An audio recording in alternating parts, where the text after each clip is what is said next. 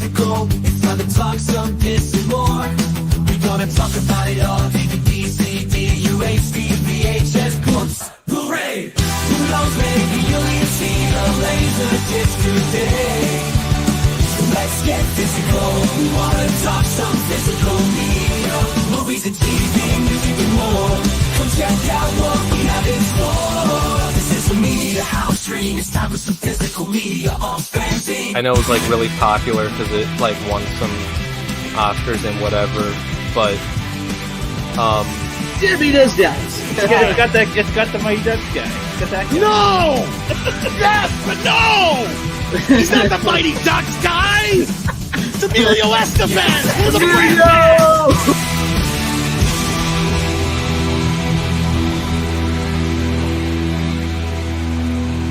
You can never have enough physical media.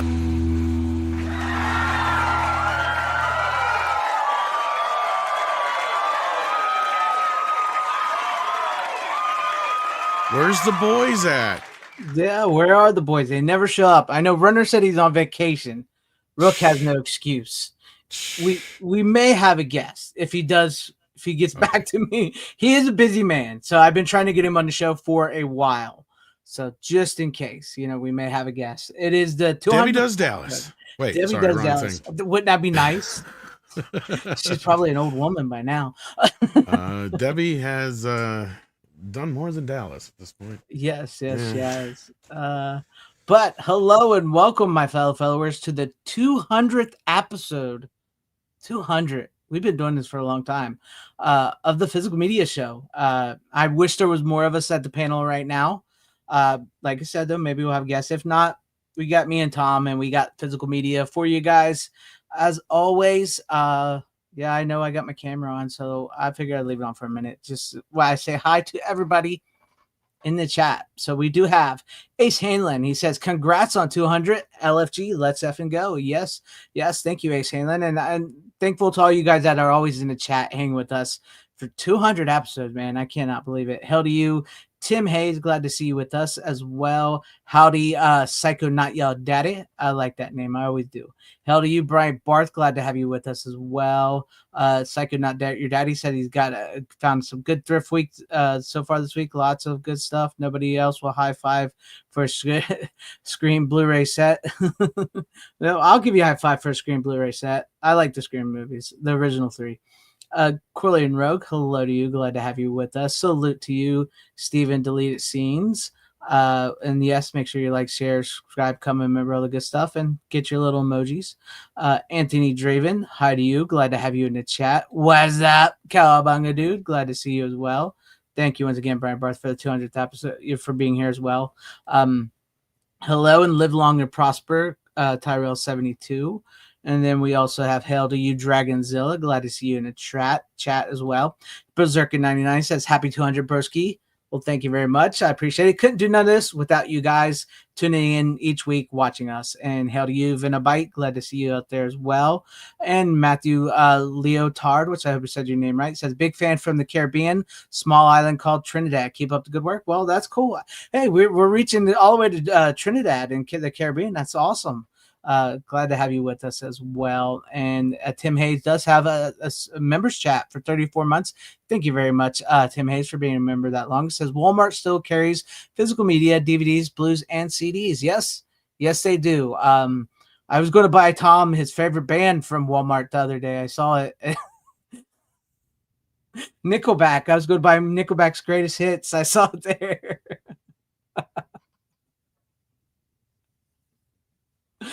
I saw it. I started cackling. People in Walmart probably thought I was an idiot because I was laughing so hard. I probably have a copy somewhere, actually, but okay.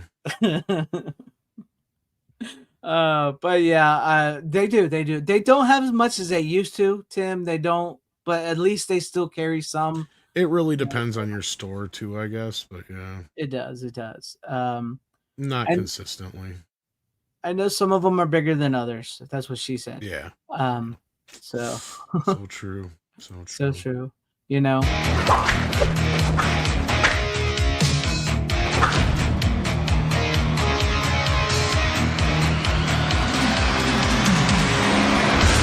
I like turtles. I like turtles. What's up, John the Beagle Dad? Glad to see you with us as well. Hell to you. And that was just for you, Tim Hayes. All right.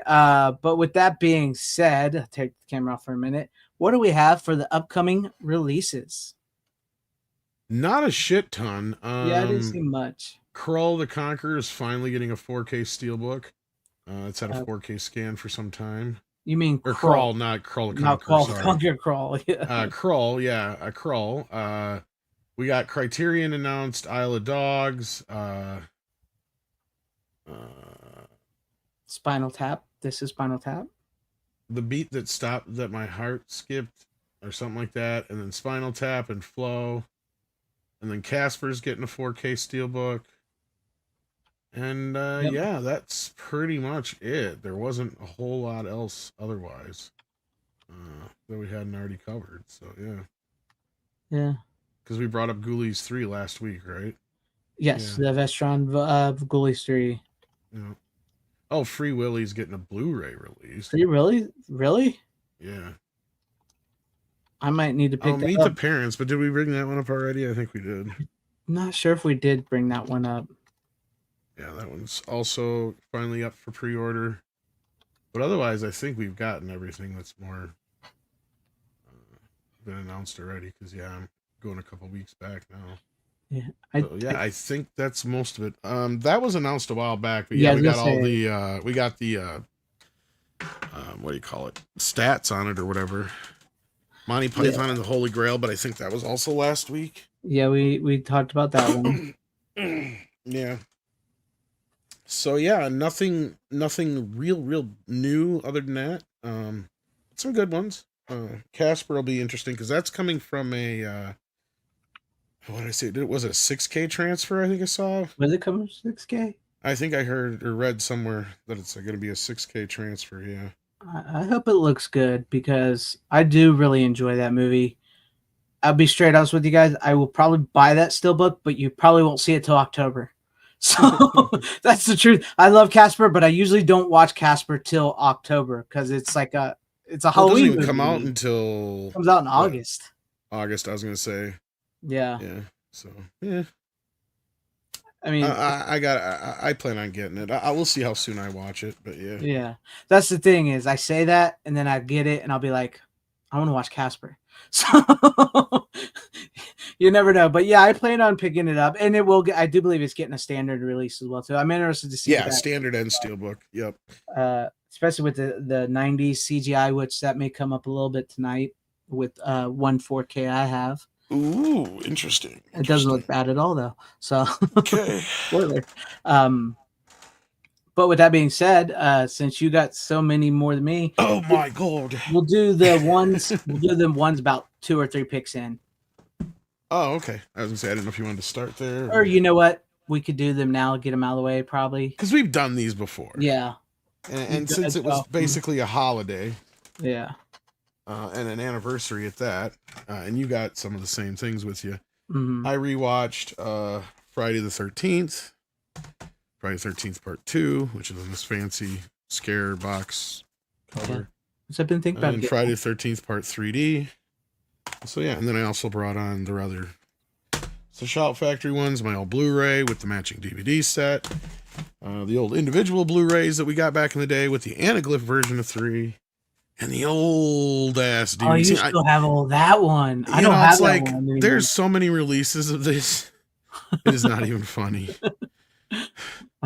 I did watch the first one on VHS. See, you got something fancy there, though. Yeah, I do. Because I hadn't seen it on VHS in a long time. I did rewind. Oh, and that's the re-release. Yes, it is the re-release. I had that same one. That was the one time I felt so gypped because they actually sold it as a box set. Like I can't remember. I think it was Columbia House I ordered it from. Yeah, sold it as a box set, but all it really was those versions of the releases with Jason Goes to Hell in a big plastic wrap. Like they didn't have a box or nothing. They were all just wrapped together in one big chunk, like, you know, one big stack of movies in plastic. Yeah. Like all together. I'm like, well, that's a rip off. I was hoping for a box set. Like, what the? But at least they weren't, because for those who don't know, at this point, like to get those movies, was it Video Treasures? I think had the rights to those. This came from Gateway. Yeah, you got Gateway, but that's the release after, because like one of the cheap companies had the rights, so you could get them, but they were just the SLP versions of the movies, so they looked like utter trash. Yeah. Right. So then the rights came up, and that Gateway company picked them up, and they put them back out in SP mode. So luckily that was the set I got, so it was at least a decent version. But as far as I know, they were just straight up the original releases they didn't like remaster them or anything like that. But yes, I did watch because I wanted to watch the first one on VHS, old school. If sometimes I get like that, okay, I do. But I also, it's probably open matte on the VHS too, I bet. Yeah, it looks really good. I was surprised about how good it looks. So you probably saw a little bit more on the top and the bottom than you do on the DVD. Then I just brought my cube, but I did watch like the first 3 or 4, and of course I like 6 is my favorite, so I tend to watch that one. Yeah, I didn't get that far. I got to 3, and I'm like, I'm good. Well, yeah, I like watched 3, and then like. Plus, we just watched Jason Goes to Hell and Jason X, so I'm kind of. So I didn't watch that. Getting Jasoned out for now. Yeah. Well, luckily, there's only one Friday the 13th this year, so that'll be the only time we hopefully, talk about it this year, unless they surprise us with some kind of new release of them or something before the end of the year, which I doubt they'll do. There's been some rumblings about Part 3 and what they're going to do with that. I do think it's going to get a re-release through Paramount. I don't know if it's going to get a fancy steelbook. I have a weird feeling that they won't get released this year. In fact, we haven't heard of anything getting released this year, although I thought they might release Part 2 by itself this year. Yeah, I thought maybe they would. Surprisingly, they didn't. So yeah, it does make me wonder. The rumor now is that Part 3 might be in the next Scare set. And what it'll probably be is my guess. It'll be a 4K version, because they did scan it in 4K for the Shout Factory release. Yeah.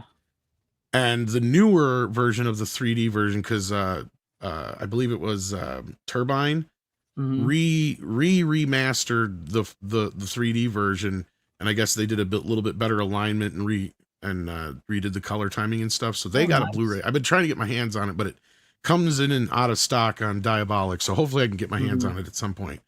So supposedly that one looks better than the Shout Factory version, especially the 3D one. So maybe between the 4K Blu-ray and that version of the 3D, maybe they'll release that in the Scare box, because Paramount has never released a 3D Blu-ray of it yet. So only way you can get that, of course, is in the Shout one we just showed, which is the true 3D.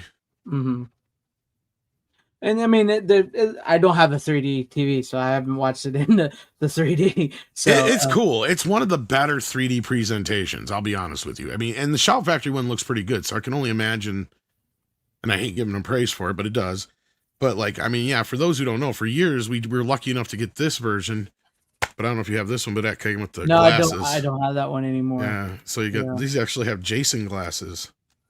Oh, nice. I mean, yeah, 2 pairs of Jason 3D glasses. But I mean, you get a headache watching it, like in this red and green after 20-30 minutes. And then when they did the box set of these, you have to have your own 3D glasses. It even says it on the thing. Yeah, that's the one I had. Yeah, so this was nice though, because when this came out, it was just the sister or brother version of this or whatever. But when this came out, because part 4, 5, and 6 had kind of gone out of print for a while. Yeah. Or 4, 5, 6, 7, and 8, whatever. And they were tougher to find. So when they did this set, it was nice to get your hands on. Because not only was it cheap, but then you could get your hands on the ones that were harder to find, like the last few. Yeah. Just for some reason, they just were difficult for the longest time. But then we got that great box set. Yeah. That you put out, that you showed there, which, look, we got to give Scream credit for that. I mean, that was, it does have its flaws. Let's be real. The bummer of it is the stuff they got from New Line outside of Jason Goes to Hell and was pretty much, the same releases they put out. Great. Because, like, as far as I know, Jason X and Freddy vs. Jason are literally the New Line discs. Yeah. Yeah. I was good. I didn't mean to cut you off. According to the guy that from there, all they did was buy spindles of the movies from Warner Brothers. That's all they bought. Yeah. So, and that's why you got those for those. But we do have from Not Sure here. He said, I've never seen Friday the 13th movie straight through. I don't. Aw, we got Justin in the chat. How you doing, Justin? Yeah. Friday the 13th part 3 is not that bad. I mean, we just talked to him, and I was just like, Justin, you say you're a fan, but you don't like any of them. And it really should be called Saturday the 14th, but let's be real anyway. And I didn't watch part 4, so I don't know if you did or not. But no, I did like the first 3, and then I've seen part 4 not too long ago, so I didn't really watch it. But I like part 6, man. It just never gets old to me. I love part 6. It just never gets old to me. I would have loved to have seen the VHS because I watched each and every, iteration leading. I didn't rewatch. Mm-hmm. I didn't watch the second DVD because it's literally the same as the Blu-ray. Yeah, it's just a DVD version of it. So I went from the old original DVD in the old big 8-pack, and to compare that to the newer versions, and it's like, man, just a world of difference between each one. And with its flaws, even the original Friday the 13th still looks really good.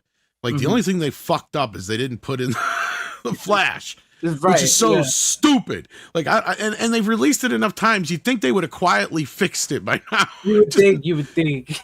No, but they haven't. But hopefully, fingers crossed, if they ever do go back and do some kind of like mega box set, maybe they will fix it because it does need to be fixed. You never. It know. Is glaring. And how did Shout get it right? That's what makes no sense to me. How did they get it right? But like, I don't know. You would think that doesn't make no sense. But maybe they will release it in a set because they like to release the first 8 movies over and over. Paramount does so. Yeah, and I mean, I don't know if maybe maybe Shout just knew enough that it was supposed to be there and they added it. Perhaps because, watching it, it's really strange because the older 2 versions have it on there, right? And you can tell because it's an optical, it's like second or third generation degrading. But then when you watch it on the 4K, it doesn't seem as far removed. So I wonder if that wasn't an optic that was added in a later layer after the negative. Right. And that's why it got missed. Because I think Shout Factory just knew it was supposed to be there and they just artificially added it, is my guess. Because otherwise it just fades out and fades in. Mm-hmm. As opposed to doing the actual opposite, which, you would have had to go and do an optical for it. So, it's strange, but it's like, it makes you wonder, how the fuck did that happen? Hey, Scribbles. Yeah. Thank you, Scribe, for the 200 episodes. Who would have thought? And you're not wrong, Justin. I know you're a fan. I know you said that. And yes, you can absolutely love movies that are objectively not. Oh, yeah. I pick on shit I love all the time. I love a lot of shitty movies, and I know they are shitty movies. And I mean, I was just reminded again how solid the first movie is. I mean, the second movie is pretty solid too, but I mean, that first movie, considering they went into it with no intention of making a good movie, right? Like they literally went in with the intention of we're just going to make a little potboiler, throw out there as a B movie in drive-ins and theaters and see what happens. Then you actually see how this thing kind of was put together, and it kind of speaks more to Victor Miller's writing probably, and why he probably does deserve the rights here, because frankly, I mean, it's all kind of comes down to him, and regardless of how Sean feels about, other things, the introduction of Jason in part 2 is a lot of fun. The evolution in part 3 is even better. And then you talk about, you watch part 6. Well, that is the next step of his evolution, of course, where he becomes this unstoppable, creature of whatever you want to call him, the living dead. But zombie Jason, whatever you want to call him, and Frank that's what and always, Jason. that's what always threw me about the I do love Freddy versus Jason, but that's what always threw me about I want him to be like Frankenstein. It's like, did you watch part 6? There's a way to do him like Frankenstein where he doesn't have to be this slow type of monster type guy. Well, I never got Ronnie you on that anyway, because Frankenstein is not like, it's not like Frankenstein is an emotionless monster. Exactly. If anything, he swings quite a bit. He's bipolar as fuck. One minute he's joyous and happy, and the next minute he's exactly. Fire bad. Exactly. She ate me. That's the truth. I mean, I think what's his name? What is his name? You talked to him. I can't Boris think of it. Karloff or No, the director of Jason 6. Tommy Tommy. McLaughlin. Tommy McLaughlin. I think he got that right because there's like even like a gas station called Karloff gas station. Yeah. It's clearly He just he got it. loved. Yeah. He loved horror, and he's got a great sense of humor. He's a great writer. On top of it all, like that's the thing is, I mean, Friday the 13th, like I've said, it was almost kind of him slumming it in a way. If you look at the rest of his films, right? I mean, it's kind of like this is a guy that did Date with an Angel and shit. Like, I love that movie though, but yes, and sometimes they come back, which is arguably one of the better Stephen King TV films, even though it was shot like a feature / TV. Like, and just listening to him kind of wrap his head around shooting it that way too was fun. So yeah, no, but him coming to the table with what he did because that's what he said. He's like, I knew we were gonna have fun. This is the 6th fucking Jason movie, right? Like, like, and the best part is you don't have to be making fun of Jason, because that was what the studio was concerned about. They're like, yeah, you can do whatever you want as long as you don't make fun of Jason. He's like, well, no, that's not my plan. And it wasn't even going to be like it was going to be, pratfalls and on-screen jokes all the time or anything, or airplane style jokes. It was going to be you fill in the punchline sans like the kids with like, what were you going to be when you grow up? Like I love that scene. There's all these other little things that he put in there, like the book the kids reading. I can't remember what it's called, but it's like a very adult novel. Yeah. And like there's other things in there, like he just threw in little bits and things here and there that, the Don't Leave Home Without It, like you mentioned, and certain other things. Like he said, inevitably somebody in the audience would scream out, "Don't leave home without it," filling in the punchline for him, right? Like he knew it. He set it up that way. And and he goes like, and he also knew like the audience would be in on it the moment that Friday that 007 intro would happen. Yeah. Like he knew that he could get away with it once the audience seen, okay, this one's going to be a little bit more tongue in cheek. And hey, 6. Yes, especially like when she says, "I've seen enough horror movies to know somebody wearing a mask is, is never good." But thank you, 6, for the $2 super chat and the boobies. It says happy 200, like that with the boobs there. Thank you, 6. I appreciate that. And you know what? Just for that, let me find the good one here. Just for that. Can you say USA all night? No, but I can watch you say it all night. I miss Gilbert.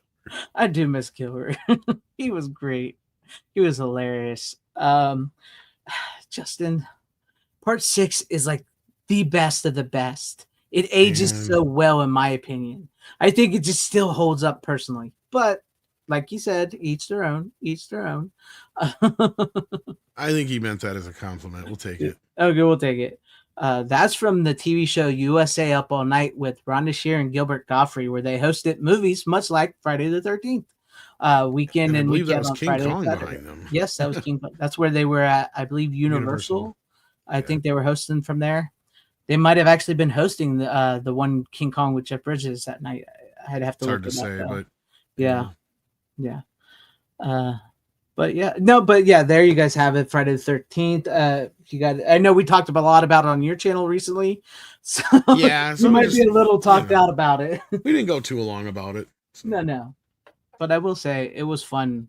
It was fun watching the first one on VHS. I had a good night watching it. I mean, I have my VHSs, my little TV, and my other VCR stuff, and occasionally I just get that hankering. It's just something nostalgic about it. But for the most part, I do my Blu-rays and my 4Ks. But okay, what do we want to do? Because I only got 3 left now, and I know you got. I can a lot, do 1 or 2. So you can go ahead and do some. All right. This is one I actually brought on before, so this could be a quick one. This is one I can recommend, but I can't recommend the box. Like, this has arguably one of the worst designs of any Blu-ray set outside of Citizen Kane, and that is Star Trek: The Motion Picture Director's Edition, The Complete Adventure, because it is one of the most cumbersome, stupid sets I've ever. It doesn't fit on any shelf. It doesn't. It doesn't stand up in any way, and this is one of the most flimsiest things. So once you take this out, like, it's going to get bent at some point. So then you get a book also, which frankly, they could have made this smaller. It did not need to be this wide. Like, it makes no sense why it's this wide.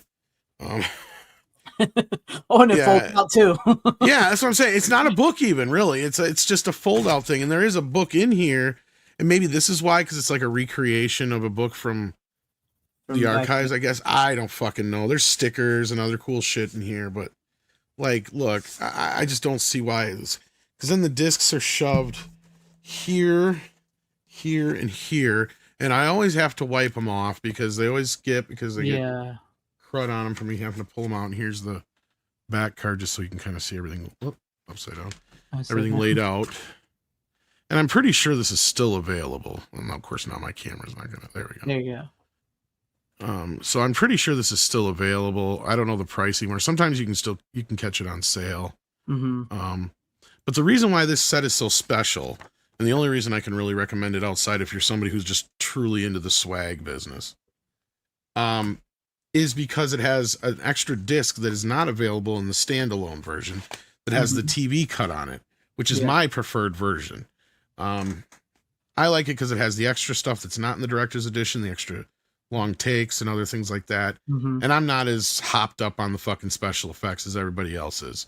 So like, to me, it's the director's edition's cool, but it's nearly the equivalent of the Star Wars special edition in a way. Is it as egregious? No. But the other problem with this edition is that since Robert Weiss was no longer with us when they put this version together, they took a few liberties from his previous version as well.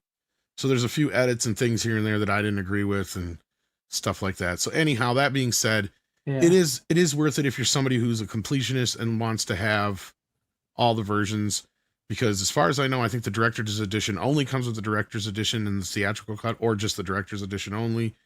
To be able to get this TV edition, you have to get this cut. So I have the big 4K box set of all the movies.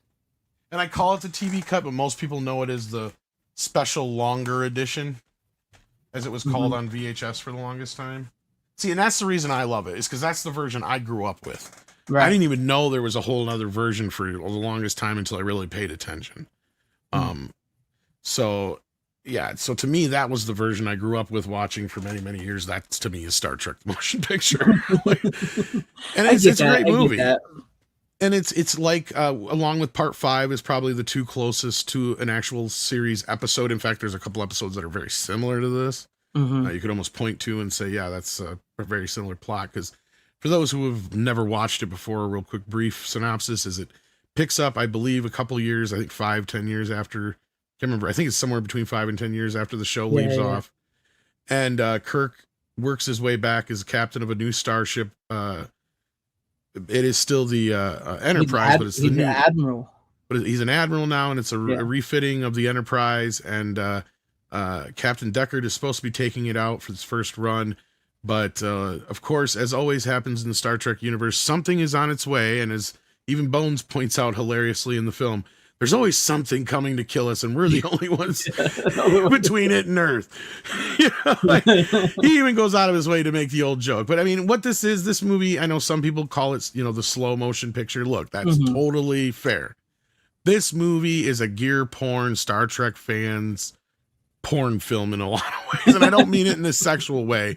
I mean, it's like, you're going to get to see the beauty. There's so many fucking money shots of the ships, the sets, the costumes, so much that went into making this movie, right? Like, there's so much just beyond that. And the story's good. So like, anyway, this entity's coming, and it kind of boils down to, they got to figure out what the damn thing wants before it destroys Earth, not to like minimalize the plot. You really got to see it. If you haven't seen it, people know V'ger is what's out there, and it's coming, and it's taking out Klingons and everything else on its way. So yeah, I like the first movie. I've always liked it. I've never had a problem with it. That's another, like we've talked about before, like Batman Returns and all them, is like, I never knew people hate it, the first movie, until I got older. I'm like, really? People hate it? I mean, yes, Wrath of Khan is amazing, but I always liked the first movie too. So yeah, Wrath of Khan, Star Trek 3 and 4 and 6 all feel like movies. Right. Totally feel like movies. They are like action / sci-fi films. So yes, they are still Star Trek, but they also have those other elements. This movie, although it does have the movie aspects of it up to it, it feels like a show, and it does kind of, because it is basically the pilot episode of what was supposed to be the second coming of Star Trek that never happened, and that's probably why. But then you have the same element with Part 5. It just there's certain things about them that every Star Trek episode had, and 9 times out of 10, what it was some entity that at first seemed like it was, destructive and out for blood or whatever it was, until they actually investigate it and find out that's not necessarily the case, and the Enterprise has to come up with some way of dealing with it without destroying it and themselves at the same time. That formula is in this movie, right? That formula is in Star Trek 4 and 5, right? But 4 and is another one you could argue kind of is a little bit more like an episode. But yeah, so anyway, that being said, Star Trek the Motion Picture, I recommend this edition, except for the goddamn cover, which is one of the worst ever. That's when I never. 6 is just trying to get us started on this. I know. And the thing is, I might have something to go along with that. Go along with Lord. So did you want me to do one more then? Or? Yeah, I mean, yeah, you can. So I kind of have one to go off of that with. All right, go ahead. Because we got the big announcement this week, although most of us knew it was coming. It's now been made official with a semi-teaser trailer. So I brought on Spaceballs the 4K. Oh, yes. And Spaceballs the original DVD, and Spaceballs the special edition DVD in the Mel Brooks collection. Even though I had a separate version of it one time, but gifted it to a friend. Now, the reason I hang on to this here is for 2 reasons. Why is that? 1, it has the open map version of the movie. Oh. And 2, it actually has a behind-the-scenes documentary that has never been carried over into any of these other versions for some reason. Now I got to find that DVD. I'm going to have to go. I don't know why. Yeah, it's not hard to find. It's been this one was re-released. I don't know how many This is actually like the 2nd or 3rd release of it. Because what's funny is I had this before. I don't know what happened to it. I probably sold it at some point and forgot. But it was one of the first DVDs I ever ordered from Amazon with Jaws, which is funny.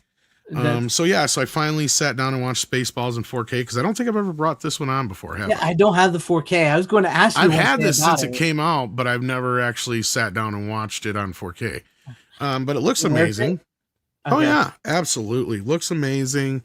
You get all the special features from the special edition DVD Blu-ray, so it doesn't have that extra that I was talking about, but it has all the old stuff on it. I don't think there's anything new on here from Kino, but I think you can get this for pretty cheap. Yeah, I saw it because I was going to buy it myself. I have the Blu-ray. That's the only version. I have like the one that looks like the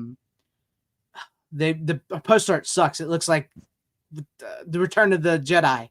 Not Return of the Revenge of the Sith. It looks like the Revenge of the Sith poster is the Blu-ray I have of Spaceballs. And I was thinking I should probably upgrade that to 4K, and I was curious about it.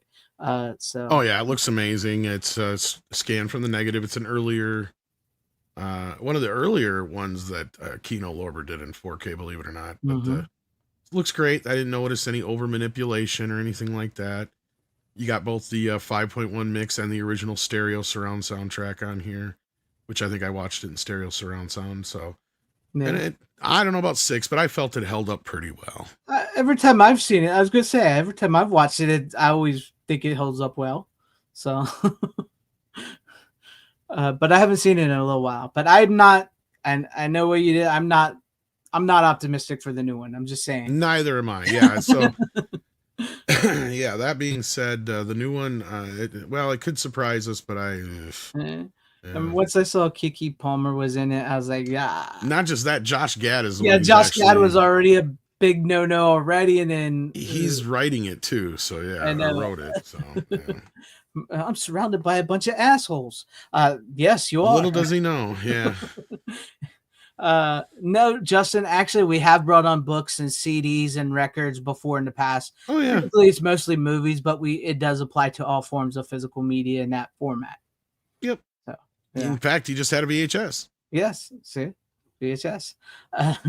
Yeah, that's what I'm saying, man. So that's. Yeah, Rick. Yeah. James Caan was supposed to play Lone Star, but couldn't do it because of I could see that. I could see that. I mean, yeah, it could work. Bill Pullman's fine though. Yeah, He's a great kind of because Lone Star is supposed to be kind of an amalgamation of Skywalker and Solo, so yeah. Pullman works in that respect. Yeah, Yeah, because he can pull off a little bit of the swagger of like Han Solo, but he's also got the nerdiness of Luke the boy Skywalker. charm or whatever you call it. Yeah. And I love what's her name, Daphne Zungna. How do you say her name? Whatever. As Zuniga, I think it's pronounced. Yeah, I love her as the princess. She sends my hair. I love when she goes all Rambo. That was pretty good. Pretty good. That was good for Rambo. Yeah, it was good for Rambo. You idiots! You captured your stunt doubles. I love that scene. No, that's a great movie, especially to see a lot of the younger comedians are like, "Oh yeah, that guy was in this. Oh yeah, they were in this. I forgot." Yeah, because even that guy who says that, I'm trying to remember his name, but he's the guy who plays Ned Ryerson in. Yeah. But I was like, he's like even younger there, so it's like Yeah. So, and of course you got Michael Winslow and all the doing other the grades. bleep, bleep. You got what's his name, Rick Ducommun from the Burbs. He's one of the assholes. So And then the guy who ended up, I think it was Star Trek or whatever he was in later on, but he's more famous for the "We ain't found shit." Tim Ross. He's the Vulcan in Star Trek Voyager. Yeah. And then you see he posted, he goes, "I might be combing the desert again very soon." Yeah. So I think he's gonna have a cameo at least. So yeah. We still ain't found shit. Probably, yeah. See, I mean, there's like nuggets that will get you excited because, like you say, oh, Bill. Yeah, and that Pullman's teaser was kind of clever, but yeah, and you're like, oh, his son's also going to be in the movie. That could be interesting, and Rick Moranis and all that other business. Yeah, you don't hear nothing about Daphne though coming back, and she is, I guess. Okay. I think her and I think I saw something. I think Michael Winslow even said something about being back. Here's the thing. I don't want to see Josh Gad try to be John Candy though. That's what I'm just gonna say. As I said, I think dollars to donuts. I'm willing to put money down that Josh Gad will play fucking Barf Jr. And notice this is everybody's got kids in this, so it's gonna be like the Force Awakens kind of thing where everybody's gonna have kids in the next generation, and it's just going to be probably a retread of all the same jokes, so it'll feel like Coming to America 2 and Austin Powers 3, where it's just like a greatest hits album. I almost got that feeling with the Lethal Weapon. What's that? Naked Gun. That new trailer was horrible. Yeah, it's kind of funny how that first trailer was kind of decent, and then you see the newer one, and it's kind of like, I'm starting to see the cracks a little bit. And then in between the two coming out, I don't know if I told you this or not, but and Film Thread just put out an interview with him too, so I'm sure he addresses it there too. But he had another interview, Abrams of Zucker Abrams fame from the original Naked Gun and Airplane and Top Secret. He said that he had pitched an idea to just like this to Paramount back in 2018, and they turned him down. But now that Seth MacFarlane comes in and pitches the same idea, they're all for it. Yeah, of course. And he's got nothing to do with this new one. That sucks. Yeah. Yeah. I mean, I know Zucker's kind of gone all he went on to start directing serious shit and stuff like that. But just not to even nobody of the original involved. I mean, you wouldn't even think Seth would want somebody involved. Yeah, you would think, because he typically does, but the best joke in that movie was probably the Pamela Anderson stuff. Other than the that, OJ jokes, yeah. The man's laughter was pretty good. Though that's the other thing is you're right. Like, I have a feeling that we've seen all the best stuff in the two trailers now, and the second trailer you're starting to see all the Seth MacFarlane. Yeah, the humor, the chili dog crap jokes twice in the same trailer. That was just like, that was ridiculous. Very Seth MacFarlane. Yes, it was like, it wasn't funny the first time, and then you doubled down and showed it again in the same trailer. It was like, no. There was some bathroom humor, don't get me wrong, in the Naked Gun, but it was like, you want to take a dinghy? No, I already went before we left. Yeah, exactly.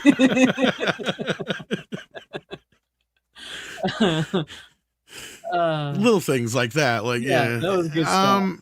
Well, Brian, I mean, we all understand why Rick retired. For those who don't know, his wife passed away sadly, and he had to raise his kids, so he moved back up to Canada, or he went up to stay in Canada permanently with his kids. till they're of age, and now they're all out of the house.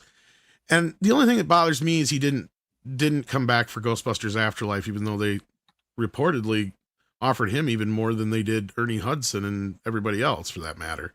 Mhm. And there's some papers and outlets misquoting something he said about the remake and attributing it to Afterlife and Frozen Empire, but he wasn't even asked for Frozen Empire. Because at that point, they're like, well, he already said no the last time. Why bother? Yeah. And he got to know Josh Gad because they were going to make this Honey, I Shrunk the Kids reboot sequel thingy Mhm. that never happened. Or I don't know, if it will ever happen now. Because this was announced, 3-4 years ago now almost? Because that's the thing. He's been ready to make a comeback, but I think he wants to make a comeback in a movie where he is the star. And Mhm. guess what? Spaceballs 2, he will be the star. Yeah. Trust me. Yeah, he will, because it's clearly going to go off the whole new Star Wars stuff and Vader and all that. So Yeah. yeah. Justin, if you're trying to say you want to come on the show off some old concert tickets, I'd be cool with that. I mean, that is a form of Nothing physical wrong with media. that. I mean, I guess in a way. I mean, is it? Yeah. it sort of Your is. I show. mean, it's a piece of. I mean, we could, but that might be something different. You know, I mean, most of it's I'm a movie guy, so I really couldn't get into a whole lot of music. Tom could probably talk a little more music than I could. So I don't know. Depends on what it is. Yeah. Well, then All tickets why are would I digital. have you Well, on then? It's a physical show. even those went digital. Jesus. Yeah. But no, I didn't have much more to say other than that. Too bad there wasn't any new special features on this. But this again was, I believe, one of the first, if not the first, Kino 4K. Yeah, I remember released. it was early, and I always wanted to get Yeah. it, and I don't know why I never did. And so I But was now you can actually get it pretty gonna ask cheap. you, yeah, I was going to ask you the other day about it, and so now I know. So now I will probably be buying it to have it in my collection, and I may have to buy that DVD too if the documentary is only on that. All right, well, sort of go off of this. Go for it. I pretty sure I brought this on before, but I don't know it was within my year as a thing. But after all the talk about Star Wars and everything and all that we had, and the article that just came out where that guy was a fucking idiot, I had to rewatch this movie again. And there's just something about this movie I connect with completely. I'm sorry, I just do, and that is Fanboys. I know. Yeah, you really broke the rule because Yeah, you I just really- brought this out again. Yeah. I have this and I should watch it. It's been some years since I've watched it. Yeah. So, but like the thing with this movie is I connect to this movie on so many levels, and it just reminds me because I really do think they got the friendship between the people, the four guys and the girl, right, about how they talk to each other about like growing up a nerd and talking with my brothers, my friends at school and stuff. This is how we talk to each other about Star Wars and Star Trek and horror movies and stuff like that. That's how we talk to each other. And I really feel like this was like they captured that like 1998, because I have a theory about where like 1998 into 1999 is where nerd culture started to go mainstream from that point on. And I think by 2002, which I love, like, you know, I love Spider-Man and Lord of the Rings and all that, but that all like came out in 2002. I really feel like that was like 98 started it, and with Star Wars moved it into that, and boom, nerd culture became. You're not wrong. Between basically the prequels, Godzilla, Lord of the Rings, all the things you just mentioned. All those Spider-Man, X-Men happening in that era. Yeah, all of a sudden nerd culture was not just cool in quotations, it was lucrative. Yes, and it became big business, and everybody was a nerd. So, but it's like I've said before, there's people in this movie I don't like now. I don't like Seth Rogen, and he's in it in 3 parts. Luckily, though, the guys he plays are you're supposed to hate, so that's cool. So, but no, I really felt like this captured it, and I'll tell you why this movie connects with me so much. All right, the main character of this movie, his name is Eric Bottler. He's from Ohio, and he worked at his dad is a car salesman, used car salesman, right? Guess what? After my dad got hurt doing heating and air conditioning for all the years that he did, he became a car salesman. I went and worked at a car salesman lot in Ohio. I worked there with my dad.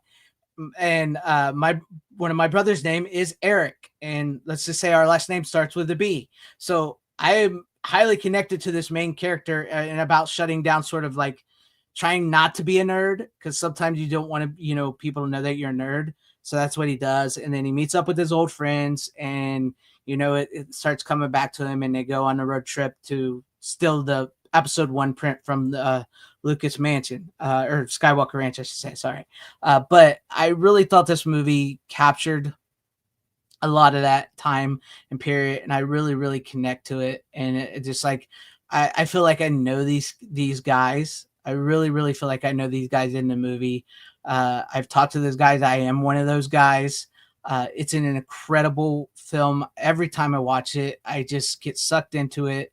The story is just absolutely fun and emotional, incredible, and it really truly makes me feel nostalgic for the old nerd days. That's the really thing. It's just the old nerd days that really gets to me. Yeah. So, yes, Fanboys is amazing movie. The thing I love the most about Seth Rogen is Tom's impression of him. He's in the movie 3 times, man. I was never somebody like right. I was never somebody who thought like, oh, you can't like Star Wars and Star Trek. I actually saw Star Trek before I saw Star Wars, so I was like a fan of both. But I do like how they make it like a rivalry in this movie, where like the Star Wars fans hate the Star Trek fans, and they have like a little battle and stuff. So I kind of like that. I thought that was fun, and not to mention the comic shop. There used to be a comic shop I used to hang out with all the time back where I used to live, and so like this movie like hits every button for me. And yes, I broke my rule. I just after we watched the Star Wars movies and I got the 4Ks from Rick. Thank you, Rick. I know you're out in the chat. The unaltered versions of Star Wars. It really brought up a lot of those old thoughts I had about them, and so I went through and I had to watch this again, and it's a great, great movie. I don't know so the plot is basically, I explained it, but the plot of the movie is this guy who kind of turned his back on drawing, which, hey, by the way, I can draw. I don't know if you guys have seen my drawings before, but I can draw. You've never seen them? I have to. No, you've never shown them. Yeah, I don't think you have. I have a book. It's over here of my drawings. Superman, Yoda, all kinds of things. I can draw. Like he was a drawer, and I used to draw in high school. I used to try to make my own comics, just like him. So, like I said, this movie really hits me on a lot of levels. It reminds me of my freaking life. But like he's lost touch with his friends. He's tried to hide his nerdism. He meets up with them and he finds out his best friend that he had all of his years since they grew apart has got cancer and he's dying. And so he kind of wants to make amends and escape his destiny as well too, because his dad's going to give him the car lot and everything and all that as well. And so like he's running away from that because it's not really what he wants to do. And so that's where they go on the road trip to steal the print. And it's funny. Kristen Bell's in it as the girl. She's pretty funny in as well. Dan Fogler, what's his name? Dan Fogler. Yeah. Dan Fogler steals the movie as Hutch. If you've not seen it, and if you're a fan of like anything nerd culture, Star Wars, and everything, check it out. It's great. Hi, Danny Hooley. I see you out in the chat. Hi. But yeah, check it out. Show us the drawings. I'd have to go get my book and I'd have to show you the drawings. Hold on one second if you want to talk for a minute, Tom. It's just like right here. Yeah, show us drawings. I want to see it. No, I gotta wait in anticipation for Greg's drawings. So,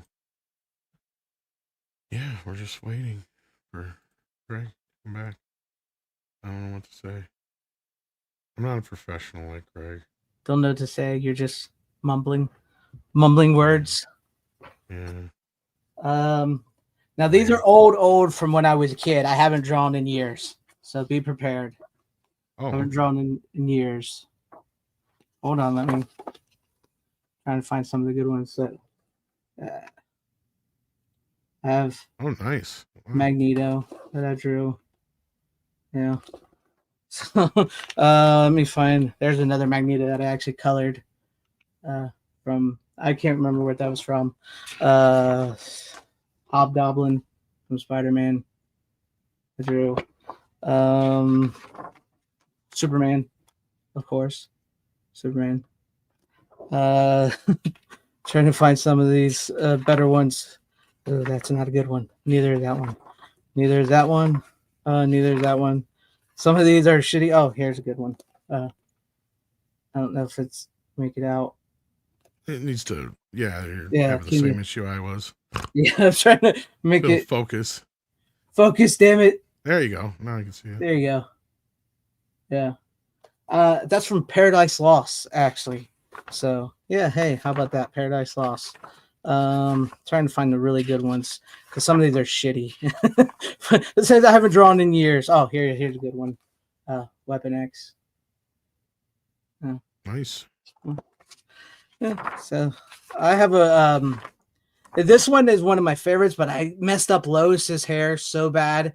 But whatever. It's see. The Death of Superman. Yeah. I messed up Lois's hair so bad. I got mad when I was doing it and I just scribbled it. So that's all I did. I was like, oh fuck it, I'm done with it. So yeah. But anyways, there you guys have it. I can draw a little She's bit. being electrocuted. That's all. Yeah, she's being electrocuted. There you go. There's Supergirl. How about Supergirl? There you go. Yeah, if I could get it in there. But yeah, that was I don't know who that is. I don't know who that was supposed to be. Oh, here you go. Superboy versus Superboy. Oh yeah. Anyways, I think I showed enough. Nice. Nice. Yes, Good job, I can man. draw. I can draw. Thank you. They're not all the greatest. I got to move my camera down. They're not all the greatest. I haven't drawn those. Some of those in year. I haven't actually drawn in years. So that was Angel DC Zerial. I think so. It's from the comic Paradise Lost. That's where I drew it off of. Can you draw Bat Tom? I could probably draw Bat Tom. I could probably draw you looking really cool as Bat Tom. That'd be funny. Yeah, I'm not like that type of artist. I can draw like really good splash pages. Mhm. I can't like. I've tried to map out a comic before. I bought the stuff and the page, you're supposed to make comics on. I'm like, I can't do this. I can do splash pages really well. So that's just me. But anyways, that's like that movie, like Fanboys. I connect to that on a whole. It just reminds me so much of growing up as a kid. As like that was like me and my brothers, our group of friends and stuff, man. They got the dialogue, how you talk, how you interact with your friends, and what you like, when they argue about Luke and Leia being brother and sister and stuff, and it's sci-fi. It's like when you're a brother or sister. It's like it's not whatever, but you got to see it. So.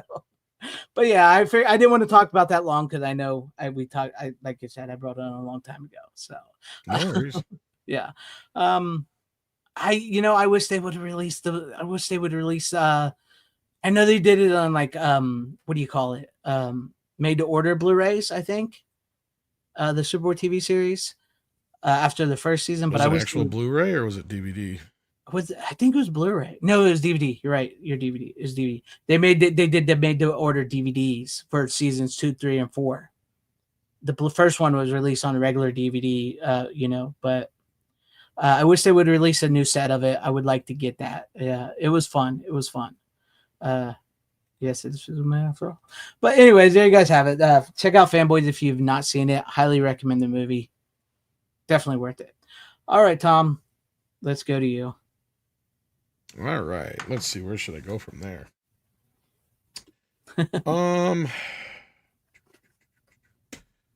I got the new Lionsgate release of Air America. Oh, nice. I have never seen this before, nor do I have it on Blu-ray, so I can't compare it to the old one. It's a movie starring Mel Gibson and Robert Downey Jr. And it comes in one of the classic, or now slowly becoming classic, Lionsgate slip covers here. And no, it looks pretty good. I don't have anything to compare it to. Right. So, but it looks naturalistic as far as I can tell. It only has the multi-channel 7.1 soundtrack on here. It doesn't have an original Dolby Surround.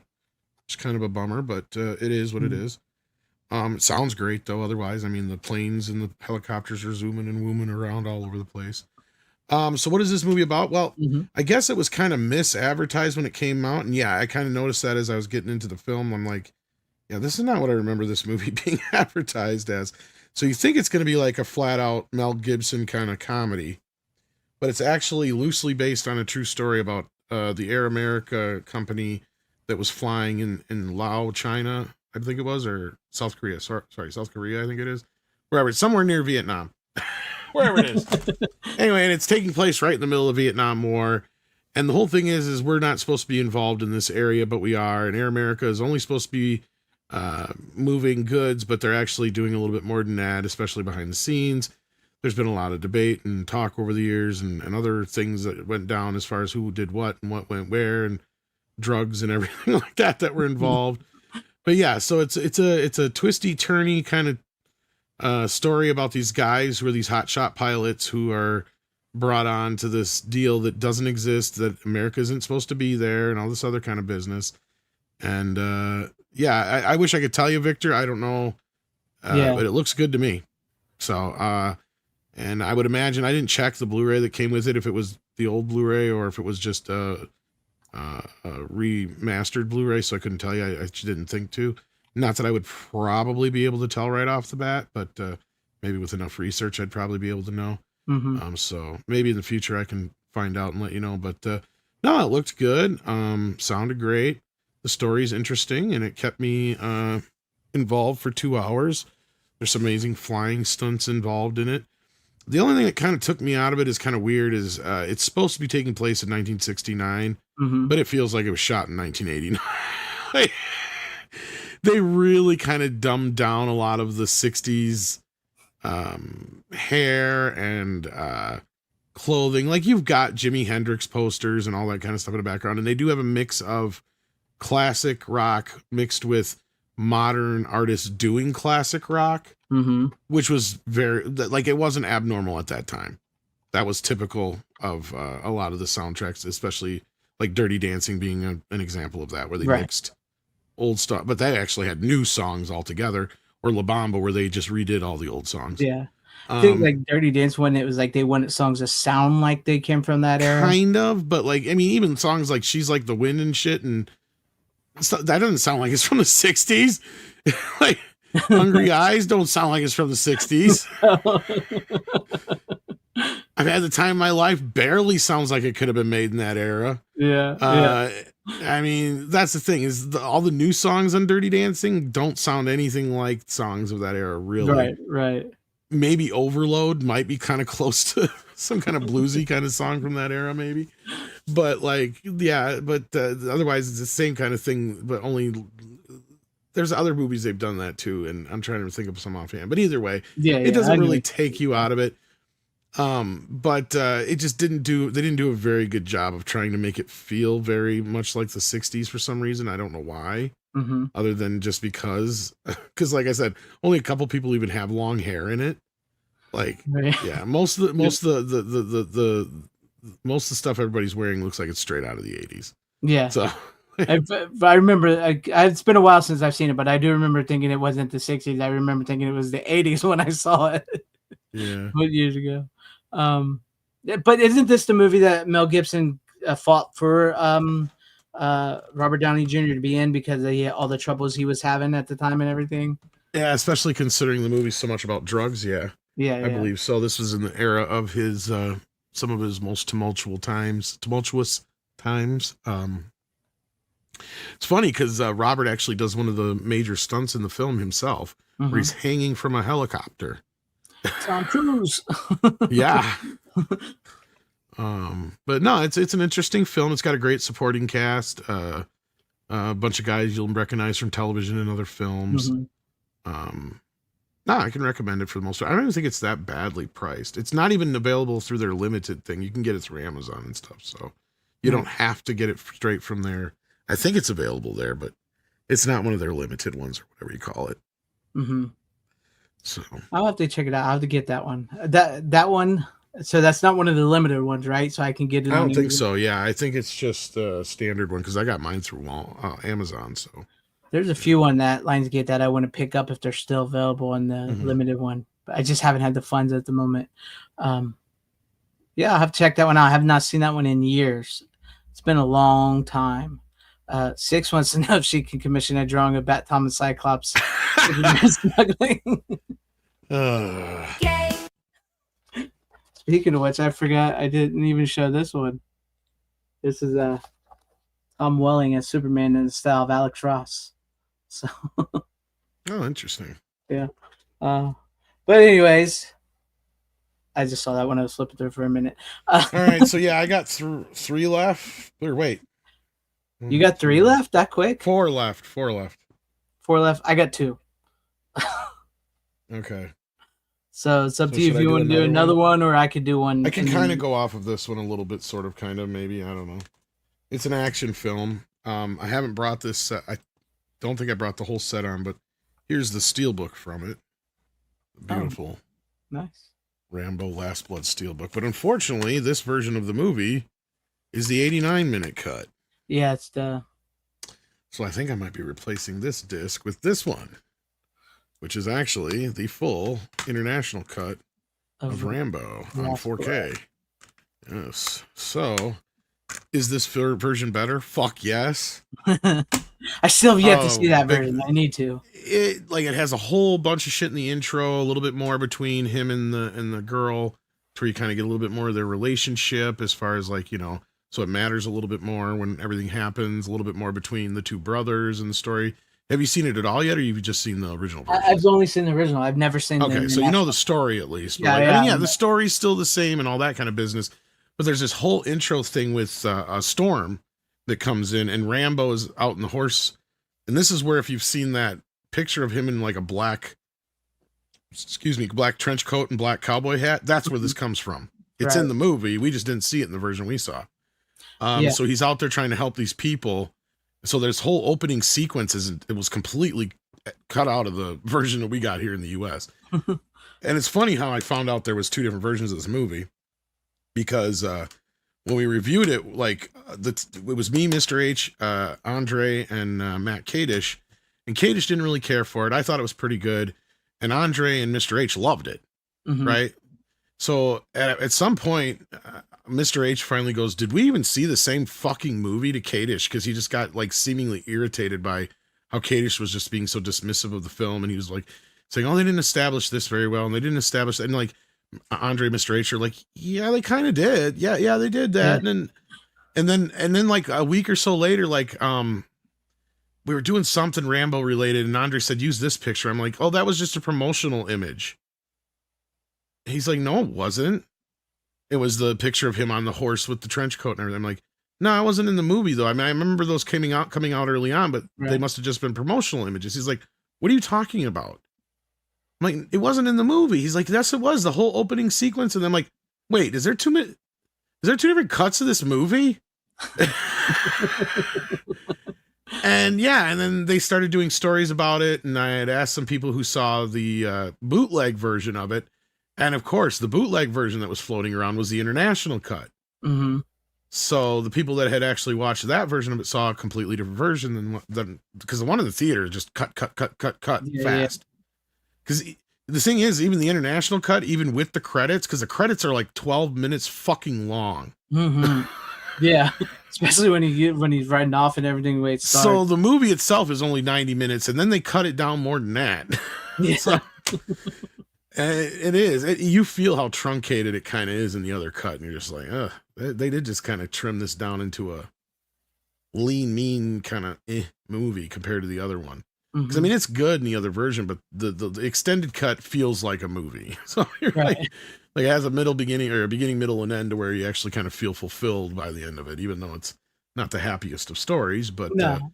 it does kind of give Rambo a bit more fitting ending, I guess, than Yeah. the 90-minute version does. I need to see it. I mean, I know some people did not like this movie at all, and it's like, yeah, I mean, it's different. I give them, like, once again, I applaud them for giving different. I like the movie. I was a little shocked when I was like, oh, Rambo's going to rescue her, and he doesn't. does was a little now shocked remind me, with I don't know that. if you remember or not, but I should have went and checked. Does the theatrical cut have his voiceover in it? Oh, it's, from when at the end of Like, the movie? especially at the end of the movie, yeah, where he's like, I never actually came home. I think so. It's been a bit, but I've seen. But Okay, I I was think trying so, to remember yeah. because I'm like that. I don't remember that speech being in the other version. Like, he's like, I left the war, but the war never left me. Yeah, I Kind think of that when thing. he's like Okay. after he cuts that guy's heart out and he walks to the Yeah, thing. yeah. Yeah, I think It's in the other version too. Okay. I think it's in the theatrical version. Yeah, when he's because I remember that speech. I remember hearing it, and when he sits down in the rocking chair and everything. All right. Yeah. Yeah. Yeah. I mean, again, it's not like extreme differences outside of the beginning and the few inner bits here and there from what I could tell, but it's been a while since I watched the theatrical cut. So, Yeah. So yeah, deleting that thing. Yeah, I was gonna say I remember. I okay. remember Yeah. when you started saying those lines. Yeah, I remember him saying it. I got the steelbook too, the 4K steelbook of the theatrical version where he's with the knife, where it's holding the knife on it. Which that version came, if you got the full The box digital. set, it actually came with the digital code for the director's cut, which Oh, is I didn't get the fine. full box set. I just got the. Oh, yeah. Well, It's yeah. just a steelbook. But it's just a That one. standard 1080p version of it. But Yeah. not that I mean, this does look good. It is 4K native, but I mean, it's not. You can tell there's like a lot of shots where Stallone zoomed in on the image and stuff, Mm-hmm. as opposed to like shooting it that way to begin with. So like, it does show like some of the limitations of the digital. And this is the problem I have with digital video because other shots look beautiful. Like there's some of this movie that looks just gorgeous, and then there's other shots where they're just, especially close-ups, where you can tell like they must have just zoomed in instead of shooting close up, Right. like zoomed in digitally. Because yeah, like the background is starting to look real pixelated or soft, and or they did something to kind of clean it up a little bit. And yeah, it just some shots just don't look as good as others in comparison. But no, it's a fun film, and it is a sad film in some ways. But it Yeah.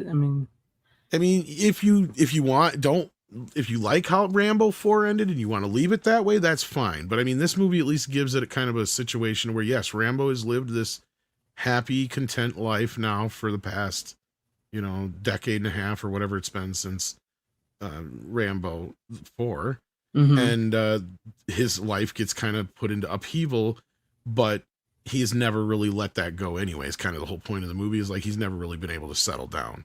I Yeah. know some people have an issue with that, and I totally get that. And I know some people just want a happy ending for Rambo, which they feel the last film before it did. So Mm-hmm. that being said, yeah, I mean, I don't know if you have anything you can go off of that with, but Well, in a way, with multiple cuts, I have a film with multiple cuts that we can go Hey, on a way. segue, man, don't let me Segue, down. let me get it out here. All right, segue, man. It's not Rambo related, but it does have multiple cuts, and this is my newest 4K. And once again, I sort of talked about it not too long ago, but I did get the new Dark City 4K. Ooh. Yes, so it's a nice little. I've never actually seen that movie all the way Oh. through. Really? I've seen bits and pieces of it, but I've never actually got to see the whole movie. Yeah, Oh. I will pick this up when I can find it on sale, probably when it's too late. But yeah, Yeah, I do like that they put a nice little slipcover on these chunky box now. So yeah, that's the thing you with Arrow. If you want to get the nice box set, you got to get it right away. But otherwise, usually they release a standard edition. So yeah. So this comes to us from the director of The Crow. What's his Yep. name? I absolutely love this movie. What is his name? The critic you like him, Roger Ebert loves yes. this movie. He's got a commentary on here from that he Yeah. recorded. So Which I think was for a laser disc back in the day, if I Yeah. remember right. yeah. And so there's the Because Roger Ebert loved Laserdisc. In fact, Yes. like he used to do lectures at schools where he'd bring laser discs of like Citizen Kane and I believe this movie, which is why he does the commentary in a couple other movies, which I think if you could find them out there, yeah, and he'd do a scene by scene analysis of the films. It's crazy. Yes. So you basically get a live commentary from Roger Ebert. Yes, you do, and it's pretty great. I haven't done. There's a lot of special features on this I've not gotten into. All the Blu-ray special features carry over. Now the 4K because the 4K of this looks brilliant. Actually, it looks really good. It looks Now, really remind me, is vibrant. this one that had multiple cuts, like you were just saying? Two So did they cuts. find the This- elements needed? Yes, this is 4K. 4K. Both you get the director's cut, which is the superior cut on 4K, and then you get the theatrical cut on 4K. both from the 4K negative and brand new scans. So yes, that's why I was talking about the 90s CGI, because when I watched the Blu-ray not too long ago, and then I was like, people were asking me like, "Do you think we'll get a 4K?" I was like, maybe, but it's going to take a while with the. And then like right after that, it was like, hey, guess what? You're getting a 4K. I was like, well, don't I look like an idiot? But it's got that. The theatrical cut or the director's cut is the superior cut of the film. It's longer. It doesn't spoil the movie at the beginning of the movie because the studio made him do that. Yeah, that's what I remember. Is like, yeah, that's the big controversy with it. Yeah. The studio made him spoil the beginning of the. Kiefer has a speaking of monologue. He has a monologue, and and it explains everything that's going on in the movie before the movie has a chance to explain it. Because isn't this a lot like The Matrix before The Matrix or something like that? Yes, a lot of people think The Matrix copied this. There's been rumors that they copied this movie because it came out before The Matrix. It's very, very similar, except it's not as much action. It's more like film noir, cerebral, cerebral film noir and stuff like. But you do get Kiefer Sutherland's doctor's card that he gets in the movie. You do get the postcard. Do you know the way to Shell Beach, which is a big thing about the movie. Can you still watch Kiefer Sutherland movies without the ticking time clock? That's the question. Yeah. Boom, boom, boom, boom. And then, of course, you had the postcards and stuff. Jennifer Connelly is amazing in this. Oh, speaking of which. Oh, that's right. Yeah, she has that song in it. Yeah. Yes. In the theatrical version, it's not her singing. It's somebody else. In the for the director's cut, it's her actual singing voice. So that's a change that's been made. And it sounds better anyways. Yes. So, of course, you got the little postcards and everything. Kiefer Sutherland and stuff. I've always enjoyed this movie. I was a fan of The Crow, and I did say when I brought on the Blu-ray not too long ago, I said there's one special feature I guarantee you they leave off, and guess what? They did leave it off, and that would be where Neil Gaiman talks about the movie. He had nothing to do with it. He liked the movie, so at the time, they let him do a special feature. Of course, you got the booklet of the movie and everything with essays and all that, and then you got the poster of the movie with the new artwork and the original poster artwork as well. But yeah, I got it. It looks incredible. Both cuts of the film look good. They do look better than the Blu-ray. It's like I said, it's a very dark, rich movie, and it's got that early 90s CGI, so it doesn't look as bad as I thought it was going to look. It looks really, really well. Arrow did. Now, did really he lose well. a lot of CGI, or is it a a lot of there is a lot of CGI paintings? It's a little. I would have to say a little bit of both, because he did a lot of matte paintings for The Crow, and I was kind of surprised at how good that turned out. Yes, I would say because that even got that damned Idealistic Crusaders seal of approval. So yeah, the Crow 4K looks absolutely incredible. With there's CGI with these things. And I don't want to spoil it for anybody who has never seen it, because apparently a lot of people have not seen this movie.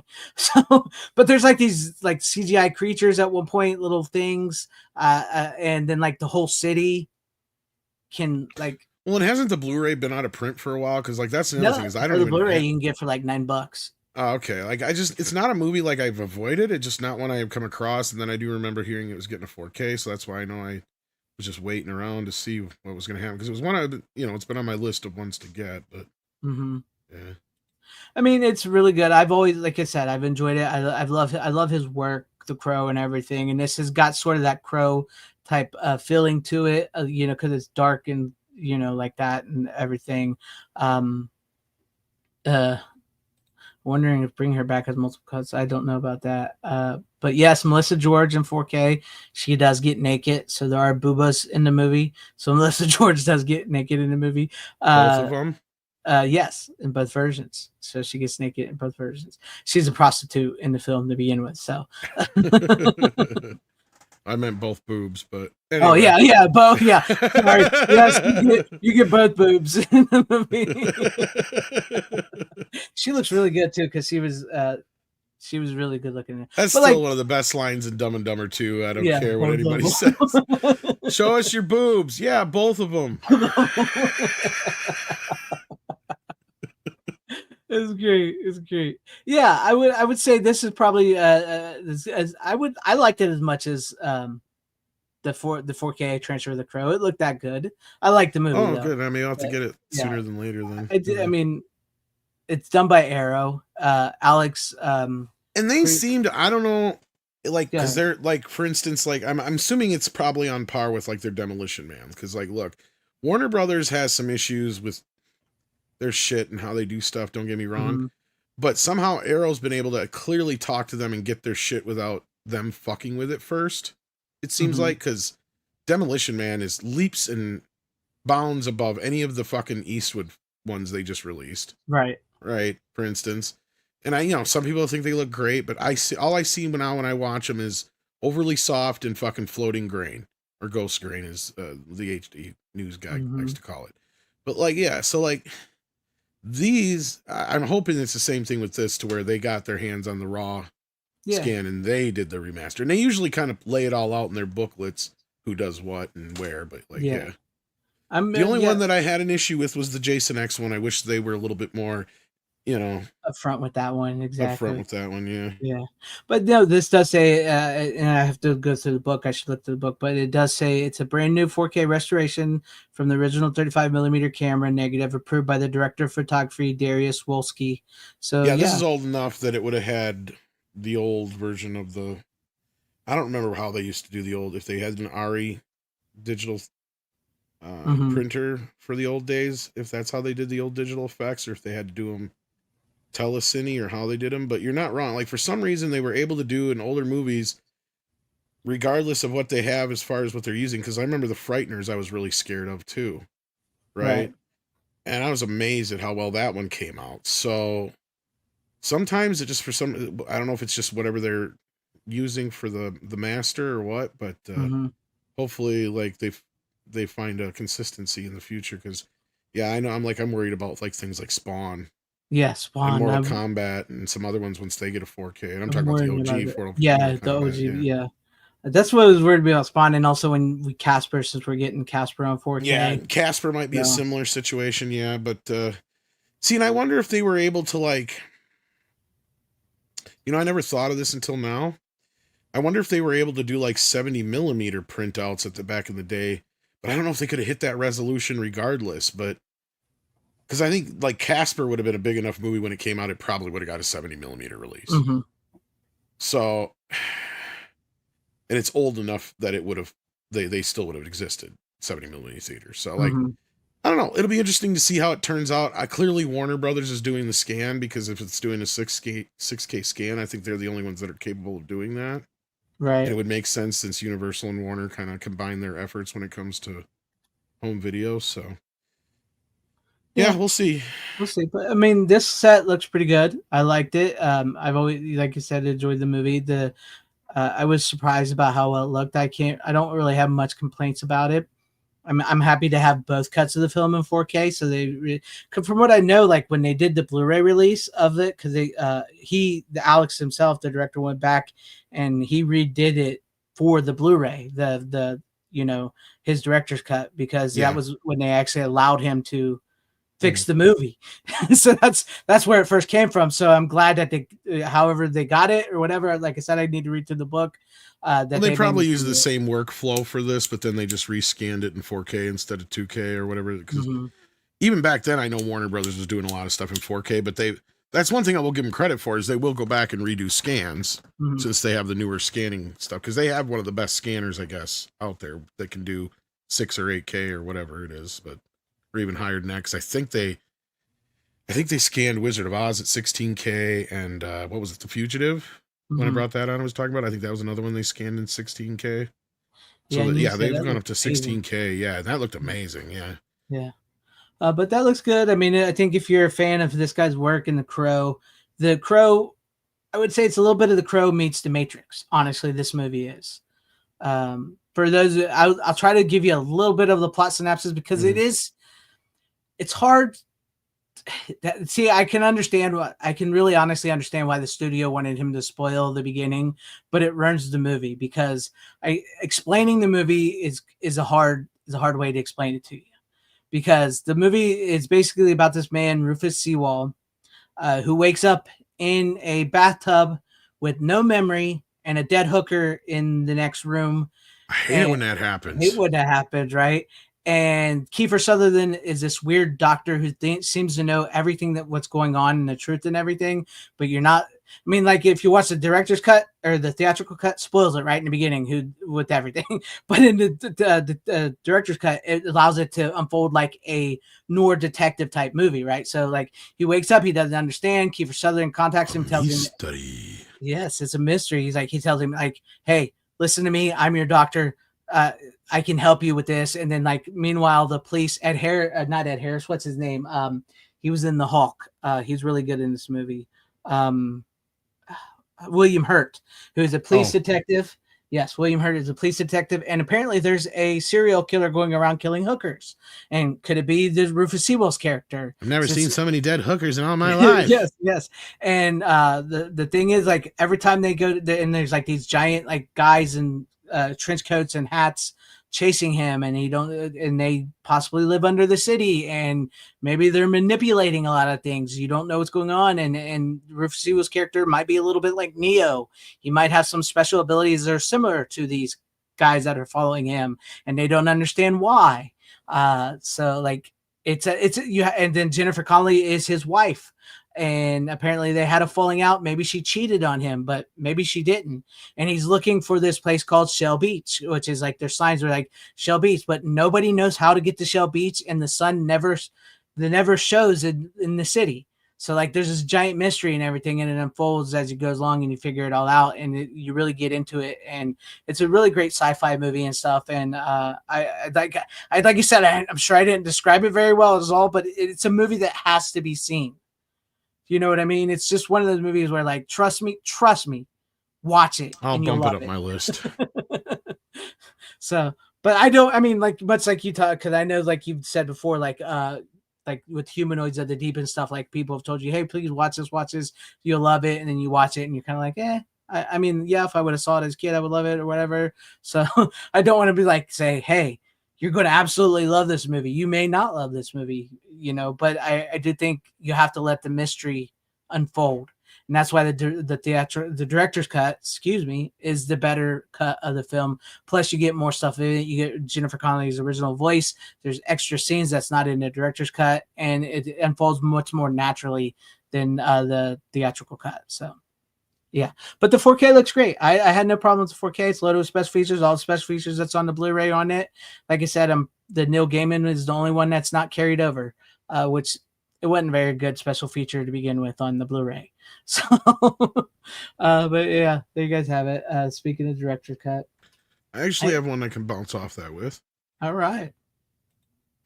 And this is one I believe I brought on before, so this won't take too long. But it's one of those few where I think you and I agreed that despite all the cool stuff that is in the alternate cut, the theatrical cut is probably the more superior cut for various reasons.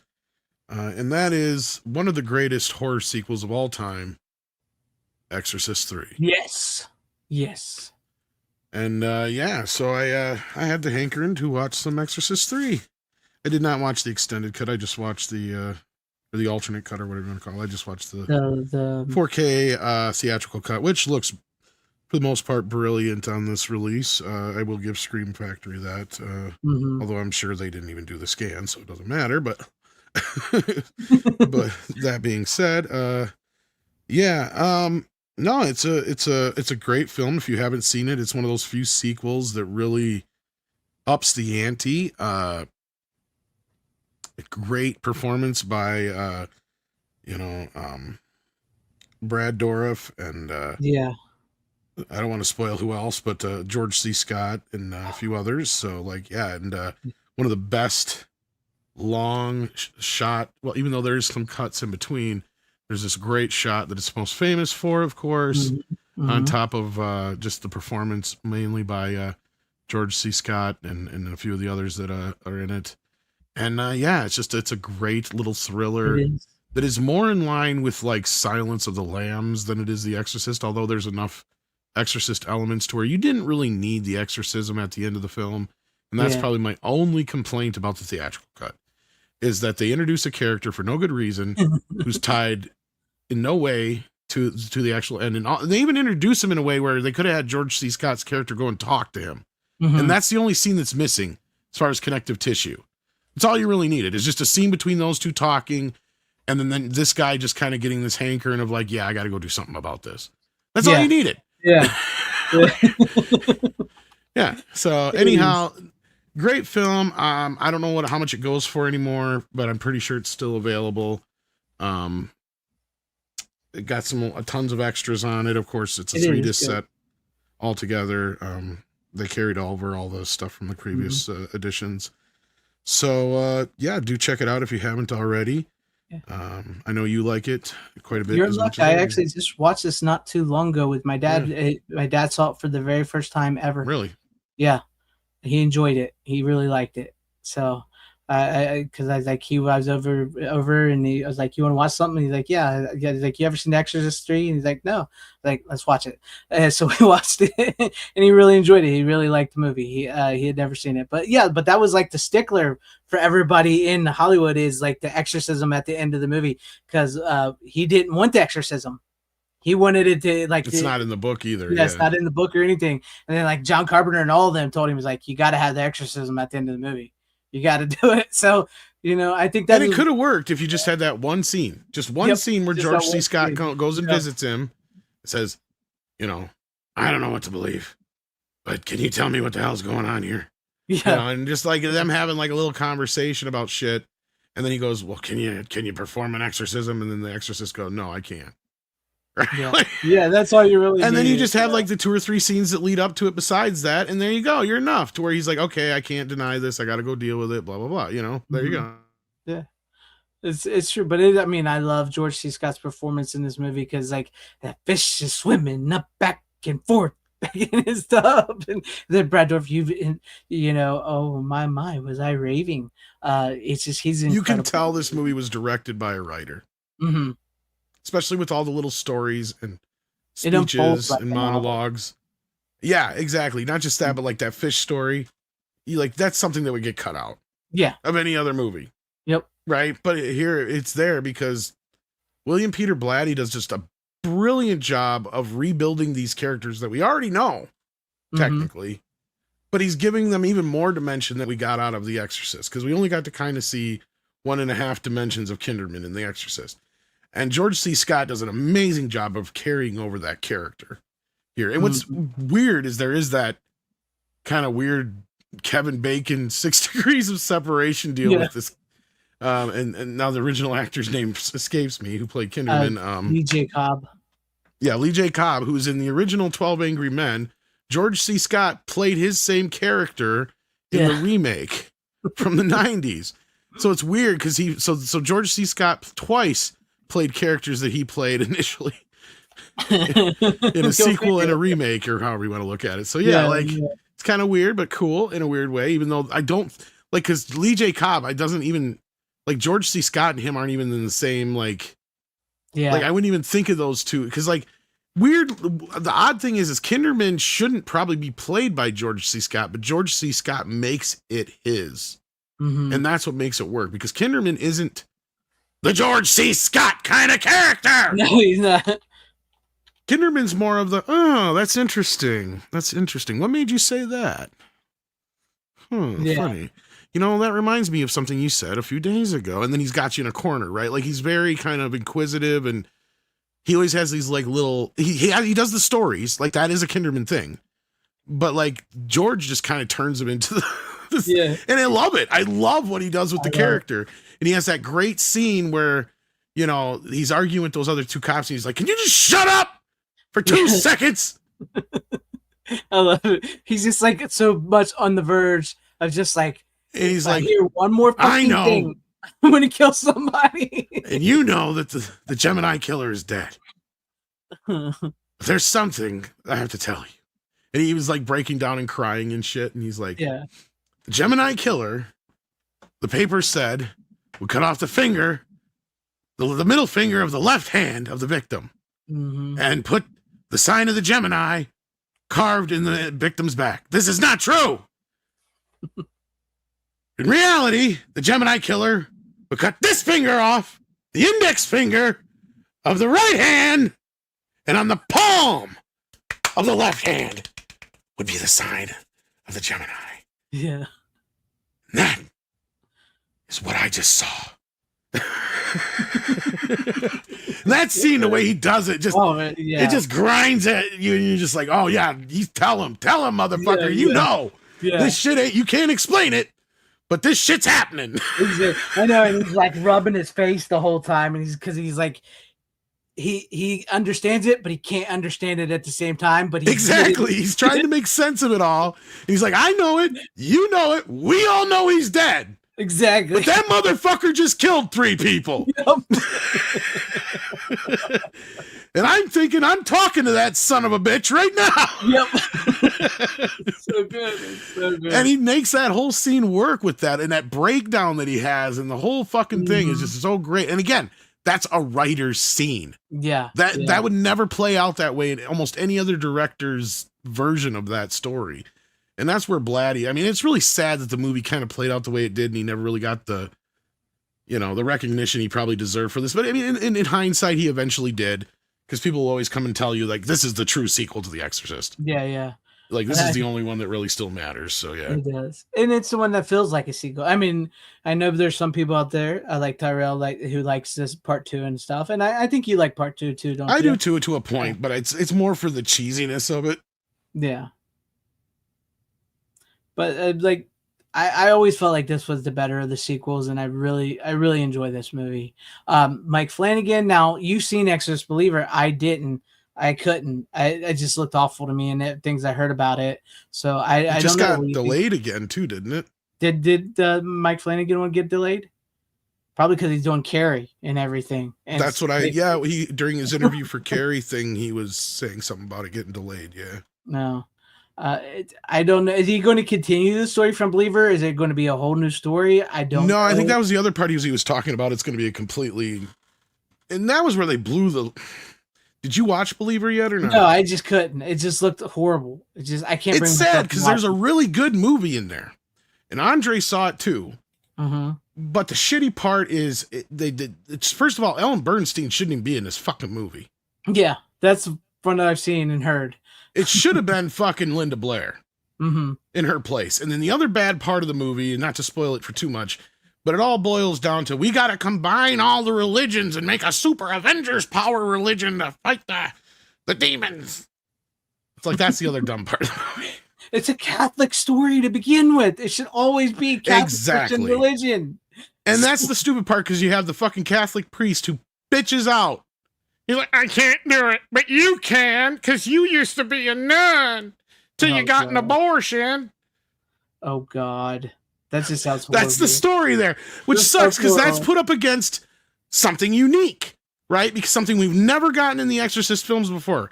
You got 2 girls who disappear and show up, like, I think it's 2 days later or whatever it is. They find them on this farm, like a half hour away from where they live. And they slowly realize that they're both possessed. But what the demon has done is attach themselves to both of them. And he says, you got to choose one. Only one's going to live. Mm-hmm. And that's the setup.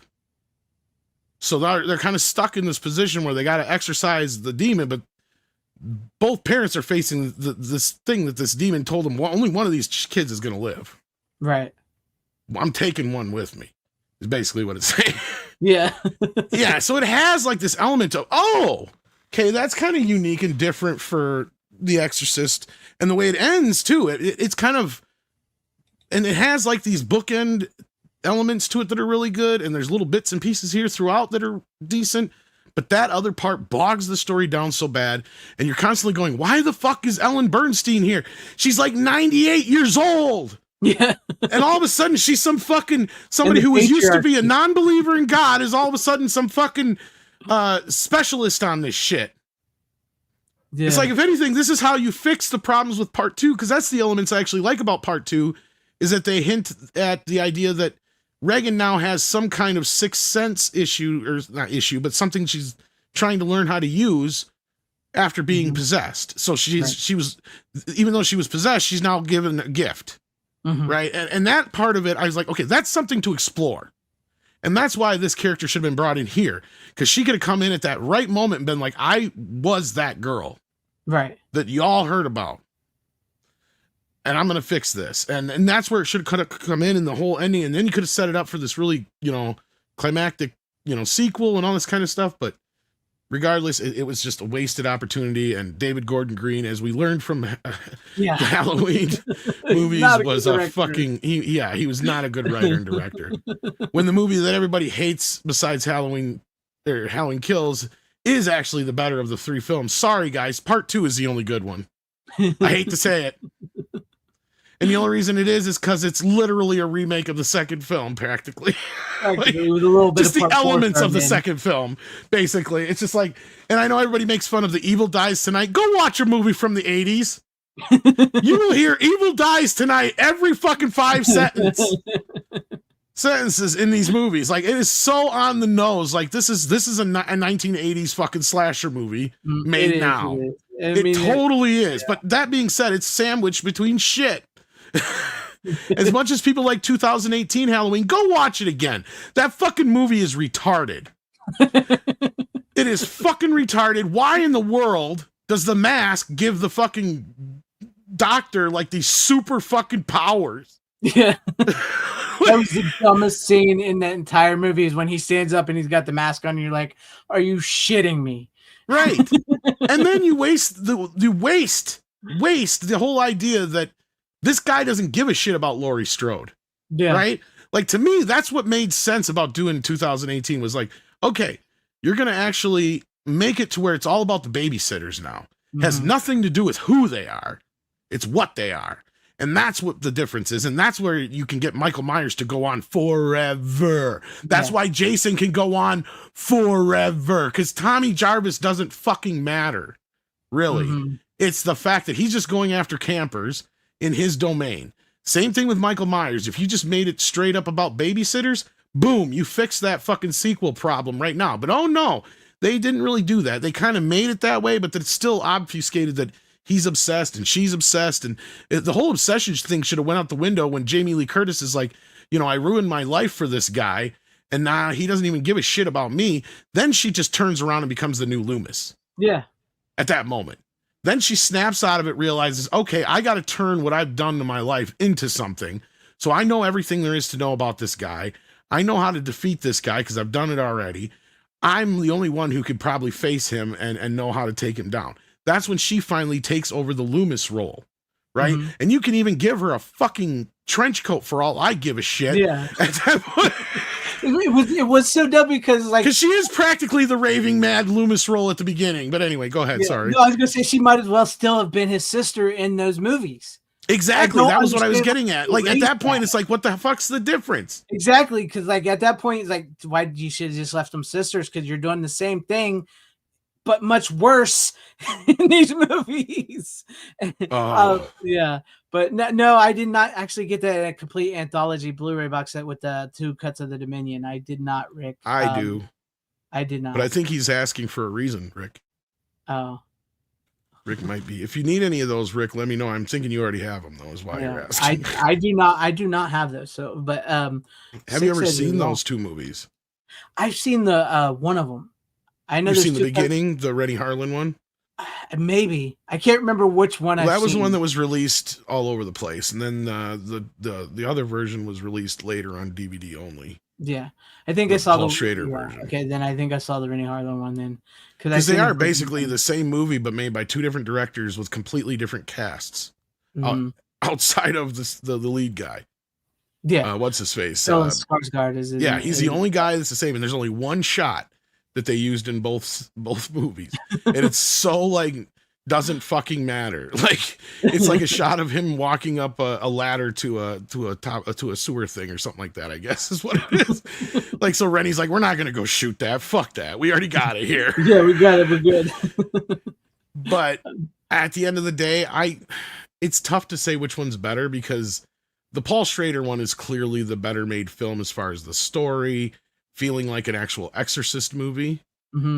But the ending is so hokey, and you can see why they're like, yeah, we got to do something with this. But instead of just reshooting the ending, I don't know why they went and reshot the entire fucking movie. Like, that doesn't make any goddamn sense to me, but it is. It's so much different, but at the same time, it's weird. Yeah. It's an experiment, that's for sure. I see. I still need it because I remember seeing the one of them, and I think it was the one you did, the Rennie Harlan one, and I never saw the other one. So, yeah, I probably should watch them. I like after the third Exorcist movie, I was kind of done with the Exorcist because I thought that was like awesome, and then after they got a couple more. But I've heard the TV show was actually kind of good, so maybe I'll see the TV show eventually. But Six thinks you're wrong. I assume about the Halloween movie. It's hard to say which is worse, the Rob Zombie or the because they're both Rob Zombie bad. probably. Yeah, Rob Zombie's yeah, but Although they're all really his bad. Halloween 1 isn't as bad. His Halloween 2 is so fucking bad. It's horrible. It makes trash. Oh, fuck. I hate that fucking movie. It's so bad. He should have just stuck with like the House of the Devil's Rejects people. That's his Texas Chainsaw. So, I mean, the first one had elements that I didn't hate. Like, I liked the idea of, okay, we're going to take a look at this from a bit of a different angle. That was fine with me. But at the end of the day, it just turned into a shot for shot, beat for beat remake of the original film after that first half. Yeah, the first half is so much longer than yeah. I think we talked about this once before because we talked about all those. Yeah. But like the worst offense that is the less you know about Michael, the better. Exactly. That's the problem. Yeah. His white trash family, you can totally see why he was going to be a killer. Yeah. But like we said, I think the movie that we had in there that I think me and you talked about is it's him and Loomis in the hospital, Loomis trying to reach him while Michael sits there and slowly, becomes Michael, regresses, he regresses and stuff. That's the movie. And then if you want to go into the like Haddonfield and all that, great. That's great. But you spent way too much time on his white trash, horrible family. You're right. That's the part that ruins it.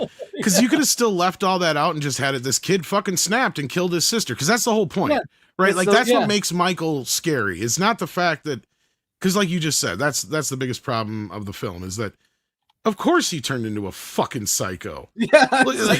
And not only that, it doesn't even match the type of psycho he became.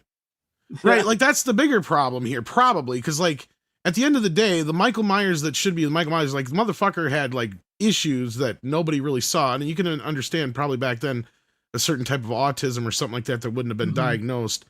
And then this kid, just out of nowhere, for no good fucking reason, unmotivated, kills his fucking sister.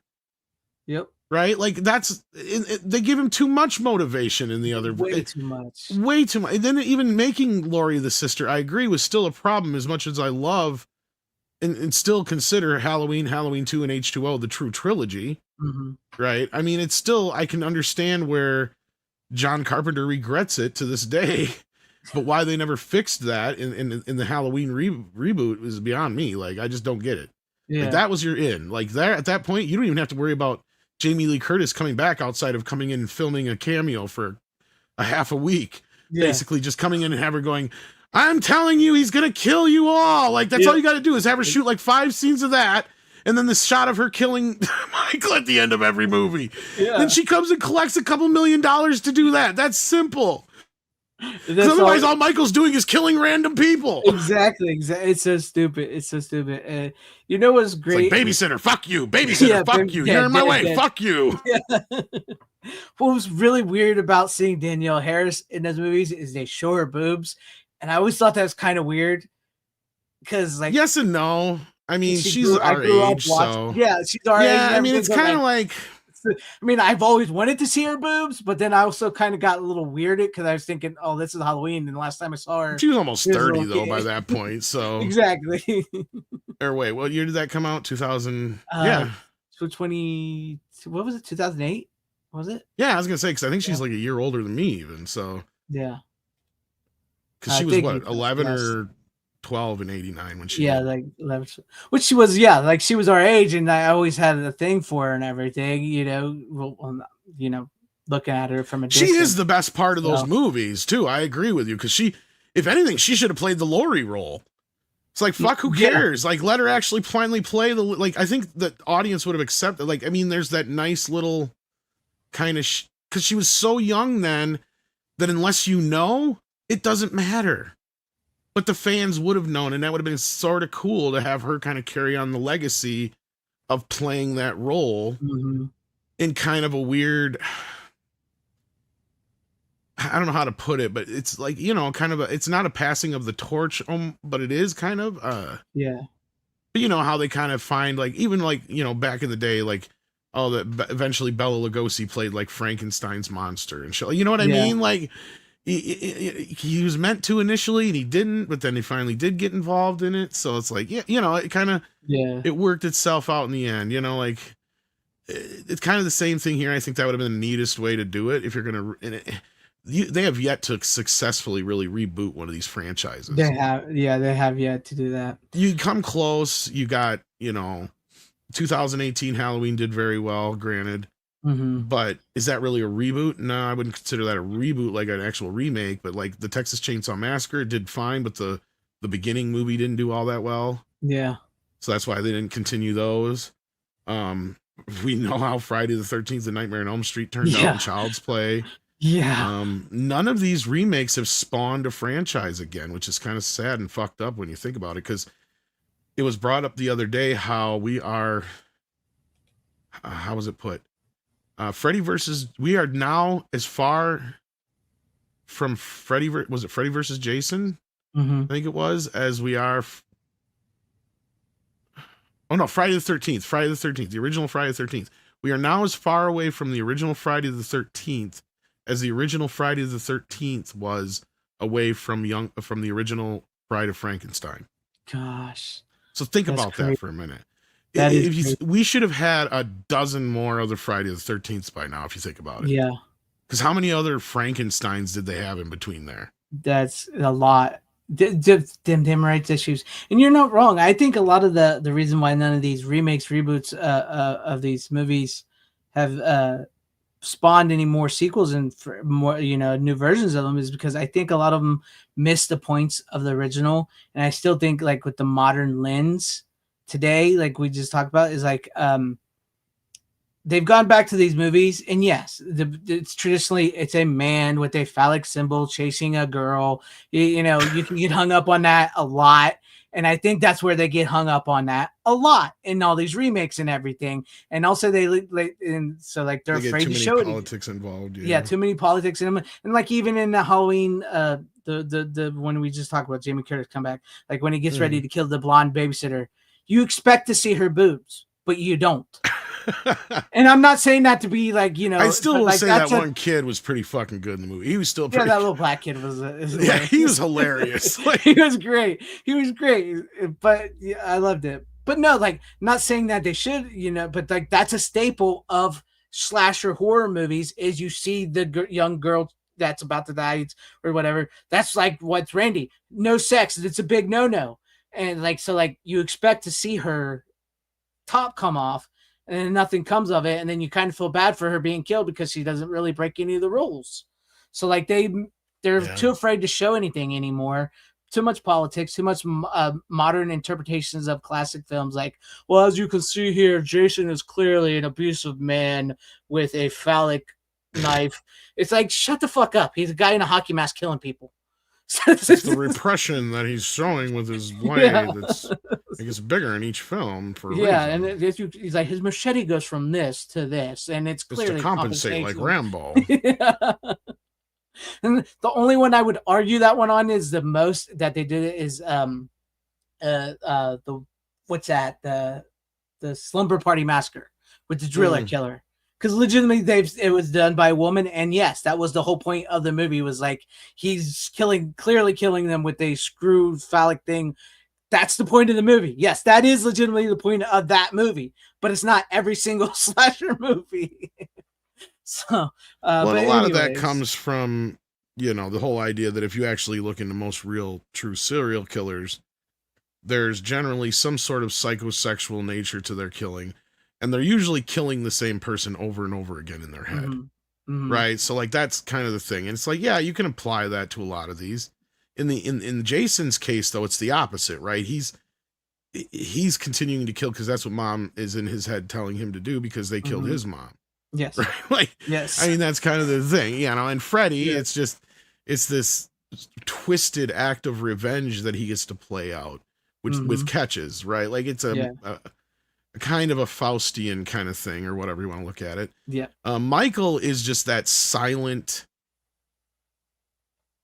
See, and that's where making the sister is a problem in the film because he is supposed to be chaos, right? Or pure like evil incarnate. Yes, like anarchy in a way, not in the sense of the craziness of it, or you know, like in that sense, but just the pure randomness of it all. Yeah, like just it doesn't matter who you are. You once you're in his sights, you're in his sights, and it's this. And in Michael's case, one could argue he does follow along the classic line of serial killer in that you could argue that, yeah, he goes after babysitters because he's continuing to try to recreate that night of killing his sister over and over and over again.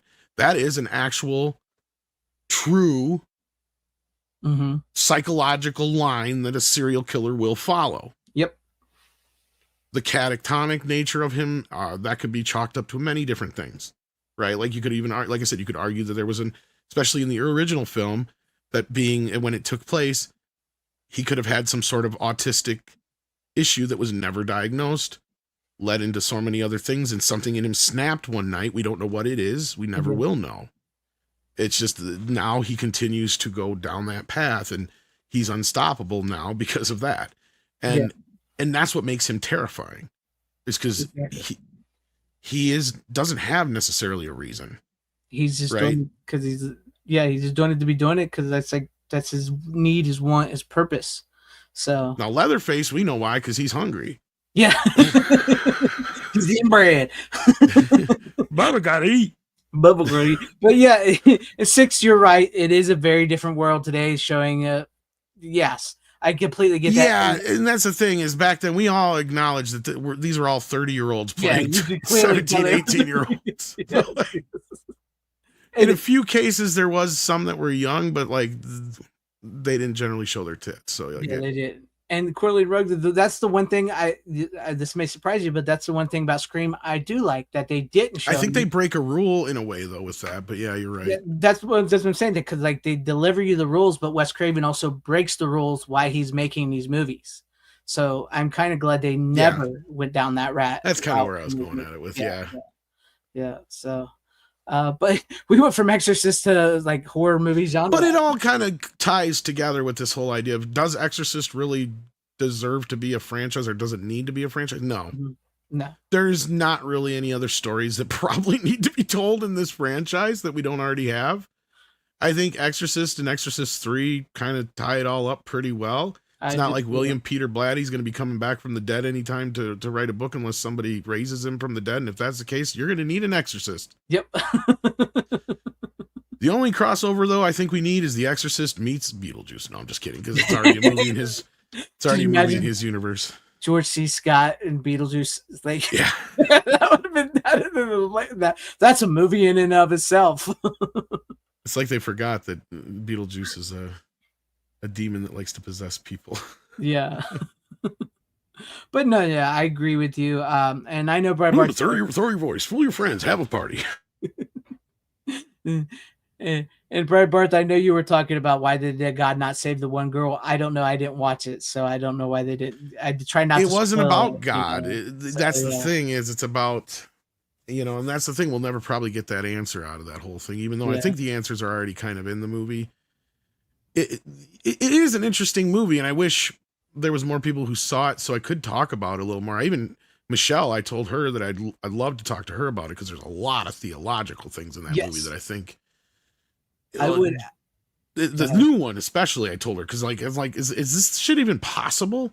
Like, like a besmirched nun, or whatever you want to call it, what's the word I'm looking for? Something communicated and Excommunicated.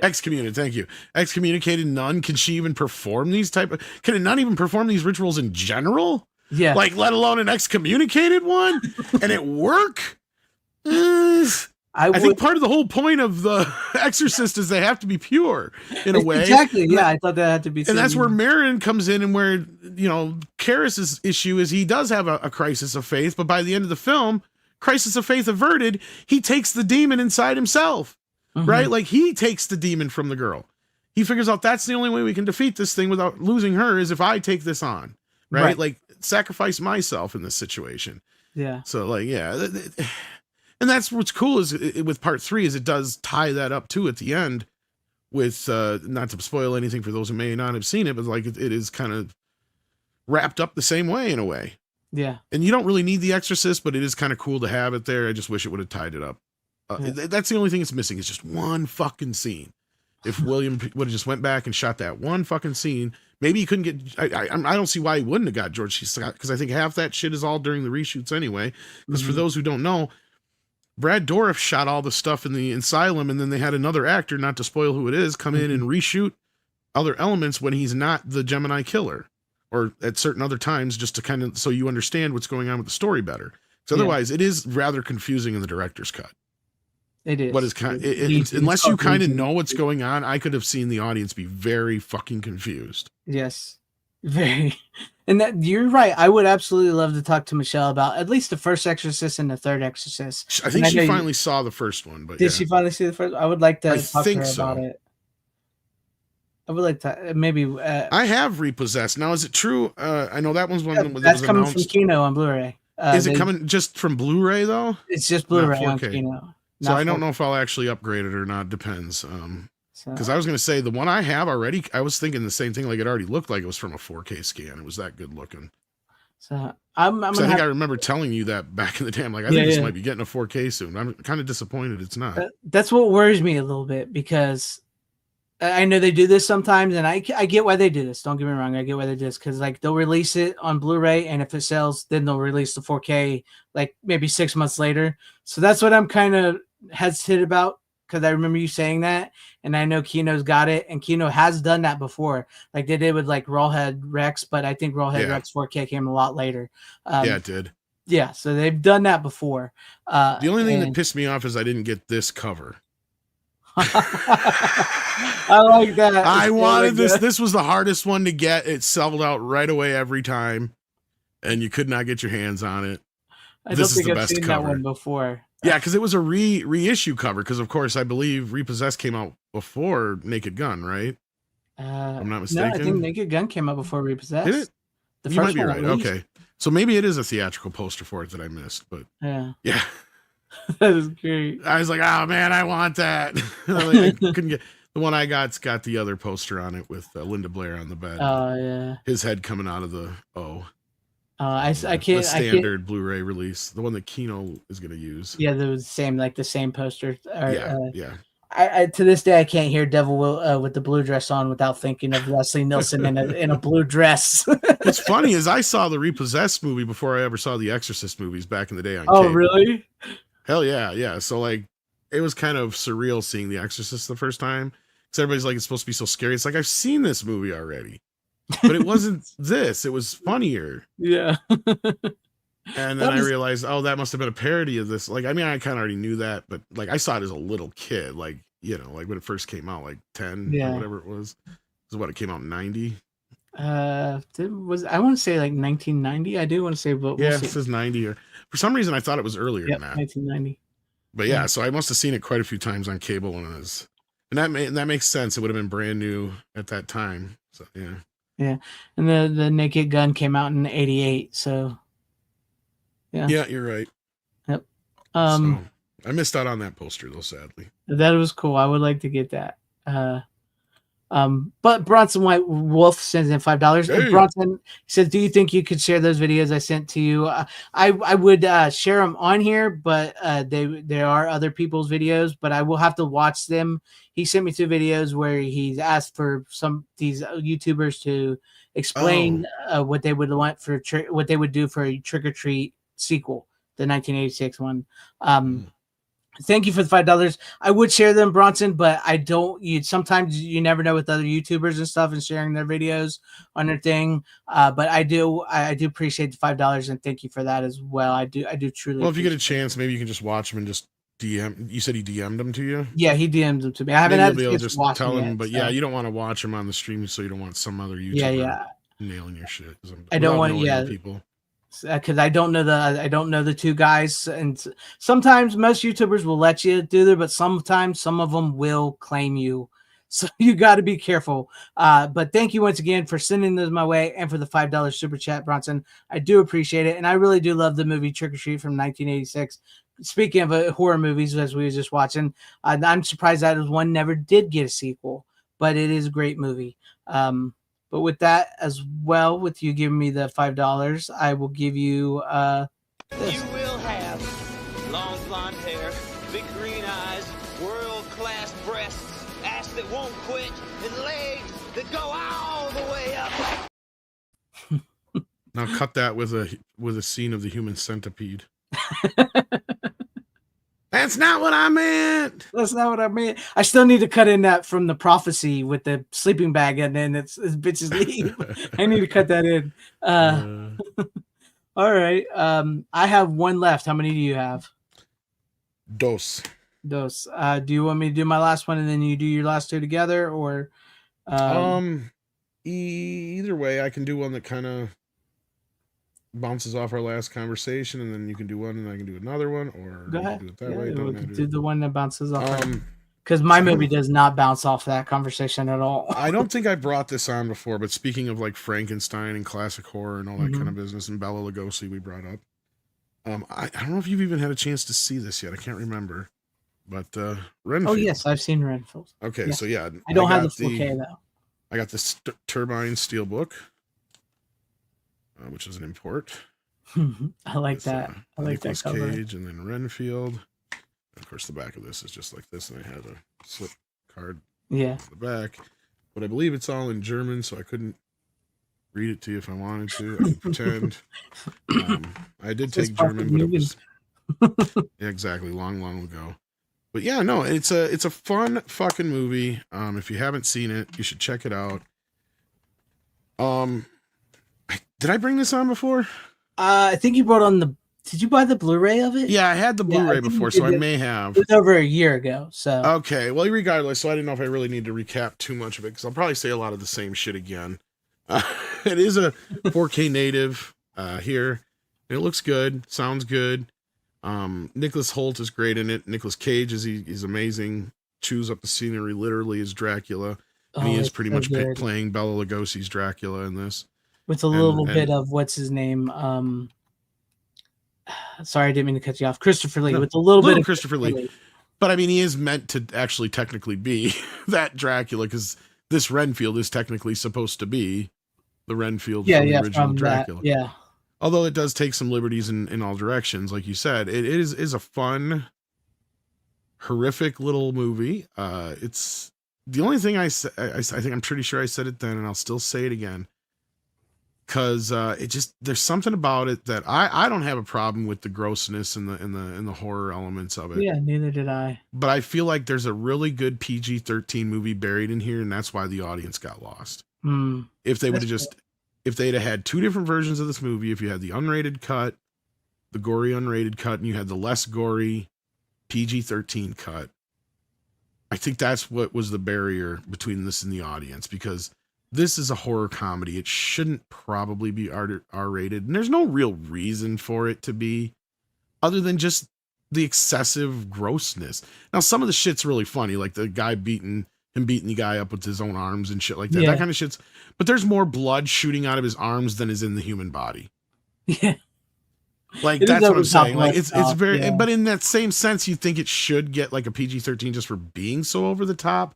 But I think it's still too grotesquely realistic in a lot of scenes to where it still wound up with that R rating. And I'm sure there's some the language and stuff you could have maybe cut down again. And then I'm not trying to be a prude, because I'm the last person who wants to see a cut version. But what sucks is I feel like this could have been like a perfect Halloween movie for like tweens and kids, like to watch on like with a Hocus Pocus kind of thing. And you know, this is one of those that I think the boys would really enjoy. And it'd still be, you know, fit in that vein of like Ernest Scared Stupid if you just trimmed it back just a hair, you know, and that's all it really needs is just a hair of trimming back. That's it. You're not wrong, because it does sort of have a bit of like a Monster Squad type feel to it. Yes, yeah, It does. It does. It does with Renfield and everything. And it's one of the only movies you can actually stand Aquafina in. So she's right. actually And she's one of the reasons why it's rated R, because she's the shut the fuck up, Kyle. Yeah, shut the fuck up, Kyle. that was I'll give her that. That is actually pretty funny. Well, that's a joke that keeps going. Yeah. Everybody tells him to shut the fuck up, but yeah. But no, you're not wrong. I mean, because it does play very well, and it's like the relationship between Renfield and Dracula is hilarious because he's like, "Why would I be jealous of you?" And he's clearly jealous of him. Well, and it kind of plays on that little bit of that analyze this kind of element to it too, with Renfield being in in group therapy, and just the whole idea of these people being in group therapy for being in toxic relationships with men or women that are men and women, like with their bosses and stuff like that. Yeah, it's like it just works so brilliantly, perfectly, and lends itself, because it's a type of movie I would love to show my mother, but the blood and the guts it won't fly. You know what I mean? Like the F words aren't even so bad. It's just the over excessive use of the gore, and it's like because it's fun for me and you and the horror fans, but like it, but yeah, I just feel like it would have done better at the box office. One of those few times where I'm like, yeah, I think it just didn't know its audience or couldn't find the proper audience. And I think kids really gotten into it, especially the parents getting to go see it with their kids with Nicolas Cage. The kids know Nicholas Hoult. The adults know Nicolas Cage. Kids probably also know Aquafina, stuff like that. You have them elements to it. Plus it's playing off of the original Universal Dracula. So there's that nostalgic factor for the older audience. It has all these great little elements that lend itself perfectly to being a sweet little PG-13 kind of, a movie you could watch, like you said, with Monster Squad or Fright Night and Hocus Pocus and Ernest Scared Stupid. It totally fits that design, but for some reason, the people that made this decided to go too far with it. And again, I don't care if there would be an unrated version. This is one of those few times I think it would have been nice to have a PG-13 version in the theatrical cut, but that's the only thing I can really say that's negative about it. Otherwise, I love all the elements of the movie. It's great. It's fun. It plays into all the stuff that we know of the Universal. The only other thing that it adds is it gives Renfield a daughter and a wife that's never mentioned, as far as I know, in the original movie. But yeah, that's true. But to be honest with you, I would love to see a Nicolas Cage and him, the same duo, in a black and white style universe, because when they're doing the black and white version of it, like the clearly cutting into the original Bela Lugosi one, I would love to see that as a movie, not remake Dracula, but like one of their adventures from that time in black and white. I think that would be an incredible movie. That'd be fun. Yeah, that would, and you could even, like you said, you could bring it down to a PG, because it would be that sensibility of that era, so it wouldn't be so bloody and gory as like this one is. So you could tone it down to that PG-13 and make it like that movie. So that would be because there's just a lot of the fun elements to it that I know younger boys would really dig, like the eating bugs and stuff like that, because all the gross out stuff, they would get into that, but like unfortunately there's that R rating that kind of gets in the way. And I'm curious how it did on video and video on demand and stuff. I should look that up just to see if it didn't find an audience finally, because me and most people who've seen it, you included and others, will tell people it's not a bad movie. It did very badly at the box office, but it's a lot of fun. And I'm trying, honestly, I wouldn't even have gave him a daughter and a wife. It makes more sense if he doesn't, because at that point it'd be like, okay, he has no life. And that's how you can see how you can get kind of in this cycle of abuse with Dracula. Sure, what got him there was the hopes of riches and fame, or not fame, but riches, to hopefully he could afford to have a wife or something like that. But no, giving him a wife and daughter is kind of weird. It's kind of that was kind of makes him a shitty character in a way. Yeah, this is the one thing they probably could have left out of the I would have just left it to where he was just kind of like, he just didn't have a life, and now all of a sudden people are paying attention to him. Yeah, right. So yeah, that would have worked. I mean, but you're not wrong. Finally has a relationship with this Aquafina, character and whatnot. So yeah, you're right. It does have that vibe to it, and it also has sort of like that early 2000s type movie vibe. You know what I'm talking about? How those certain movies like that had a certain vibe to them, like the superhero movies and like Well, it almost feels like a 90s Disney movie, but if you just with the R-ratedness, that's the thing. Like it feels like something that like you would have seen like an from like I said, or something. yeah, it fits right in that kind of like mold of it's scary, yes, but it's not too much, and it's Dracula. But it's Dracula played by Nicolas Cage. And so it's good. like He's so it's safe. good in the movie. Yes. But we do I have don't ask for much, just a busload of cheerleaders, maybe some nuns. It is good, and I love the like when he comes to his apartment and he's like, why would I just, that's like one of my favorite scenes, because he's like, clearly he's so very upset and jealous that he's left him. Yeah. And he's like, why would I be? I'm Dracula. Yeah. I love that. I love that. And it doesn't matter. It's not a guy-girl thing. I will feed on boys. It's not a sexual thing. It's just with cheerleaders. It's great. He's so good at it. He is. He's amazing at it. Like, it's just this Nicolas Cage. You can tell he's loving every second of it. Just, I would love to see the outtakes. I'm sure especially because he sneaks in quite a few little Nicolas Cage-isms in there too. So yeah, he does that. He does. Little Castor Troy, yes, Carly. Yeah, I saw that. Little Castor Troy, yeah, a little bit in there, which works for the character. So, but we do have a super chat from Snowdub for $2. Says congrats on 200 episodes, brother. Thank you, Snowdub. I appreciate you for that. And I get you, Brian Bronson. He says I meant to share the ideals if you watch them. Okay, so because $2 and $5, I've been thinking coming up with ideals for sequel to Trick or Treat. My ideal would involve Christopher Walken. You could do that. I mean, it'd be cool. You could always do like most legacy sequels, like what's his name? The kid is now grown up and married to the girl from the first movie, and he's a radio DJ now, one of like the last radio DJs. Maybe he has a son who's getting into heavy metal, and Sammy Kerr comes back. You can maybe throw in Christopher Walken if you want it, as like maybe he helps bring back Sammy Kerr.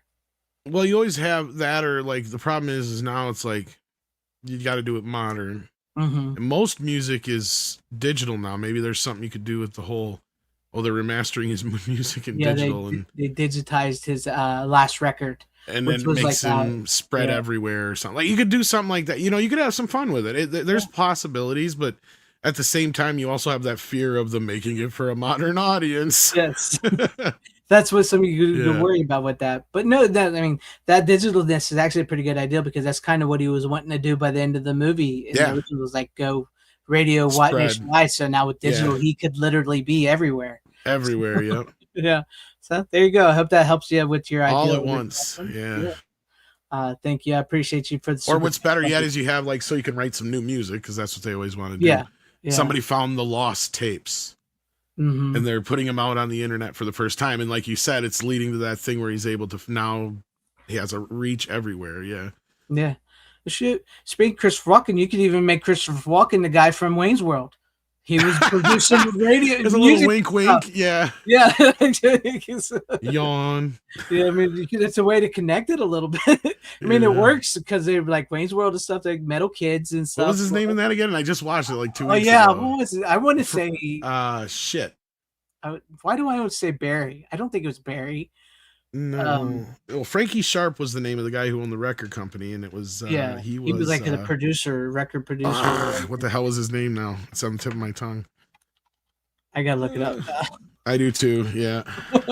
And I just watched this. I have no excuse. This is Bobby. bad for me. Bobby Kane. Bobby, yes, Bobby. Bobby yes. Kahn. Why I said Barry, so I was close. I knew it was a B. You're close. Yeah. Yeah.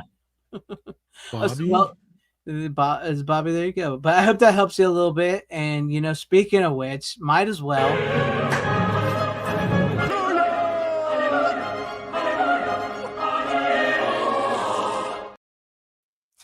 Has Walken and Cage ever done a movie together? I'm trying to think. I don't know. Have they? I don't know. Give me a subject. I'm trying to think here. Shit, You you can know, almost they say there's something in the water. It's making the frogs gay. I've seen it. They're fucking. The frogs are fucking, and they're both men. It's a sexual thing. You could do the like, okay, so like Nicolas Cage is Dracula and Christopher Walken is what's like another Oh wait, monster? no, he's already Dracula. So like you have him be Dracula, but Christopher Walken would be Frankenstein. or Dr. We're gonna Jekyll. fight. I just want you to know it's nothing personal. I'm a raging monster on the inside, made of pots of men.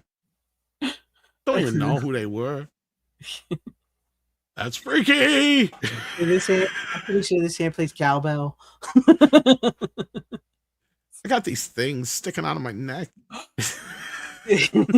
No. This is the best one yet, right here. Now, this is one that I would love to see. Face Off 2 with Cage and Walken. Could you imagine? With John Travolta in the mix? Just take out John Travolta. Nicolas Cage trying to be. But you could still have Travolta in it. Well, yeah. I mean, like all three of them together would be like. Who would put whose face on who, though? Exactly. I got your face. That's my face. But like, I'm Castor Troy. No, I'm Castor Troy. But you're dead. This is very strange. I don't even know who I am. Could you imagine? That talk about a movie where they would each try to be out crazy one another. That I movie know, would right? make billions. But Brian Walken's never really gone like. I mean, he does emote, but like he's never gone as broad as Travolta or Cage. No, he is not. He hasn't. I mean, like, not even in with David Spade, he doesn't even go full on like over the top with that. But I could imagine that on the set, he'd just be like, "You can yell all you want. All I got to do is talk." So, you know, and everybody pays attention to him. So yeah. What's my motivation here? Am I supposed to be Travolta playing Cage, playing Walken? I can't do the voice, but who am I supposed to be playing here? He's fucking with my hair. Why has he always got to fuck with my hair? I'm gonna do some tap dancing now. Night fever, night fever. Yeah, it's like, according to Brian Barth and Delise here, they have not been in a movie together, and I know that's strange, isn't it? That is strange. Christopher Walken versus Sammy Kerr would be epic. Sadly, you know, you'd have to recast Sammy because he has passed away. But yeah, that would be cool. And thank you once again for another $2, Bronson. I appreciate that. Killing it tonight, Bronson. Yeah, killing it, just like Dracula. Just like Dracula. With his rings and his red suit. I loved it. And I loved the vicious cycle of Dracula too. Low key, you know, everything's great. Then he gets to his max power and he goes on a binge. Pisses off the locals, and the whole thing starts all over again. He does.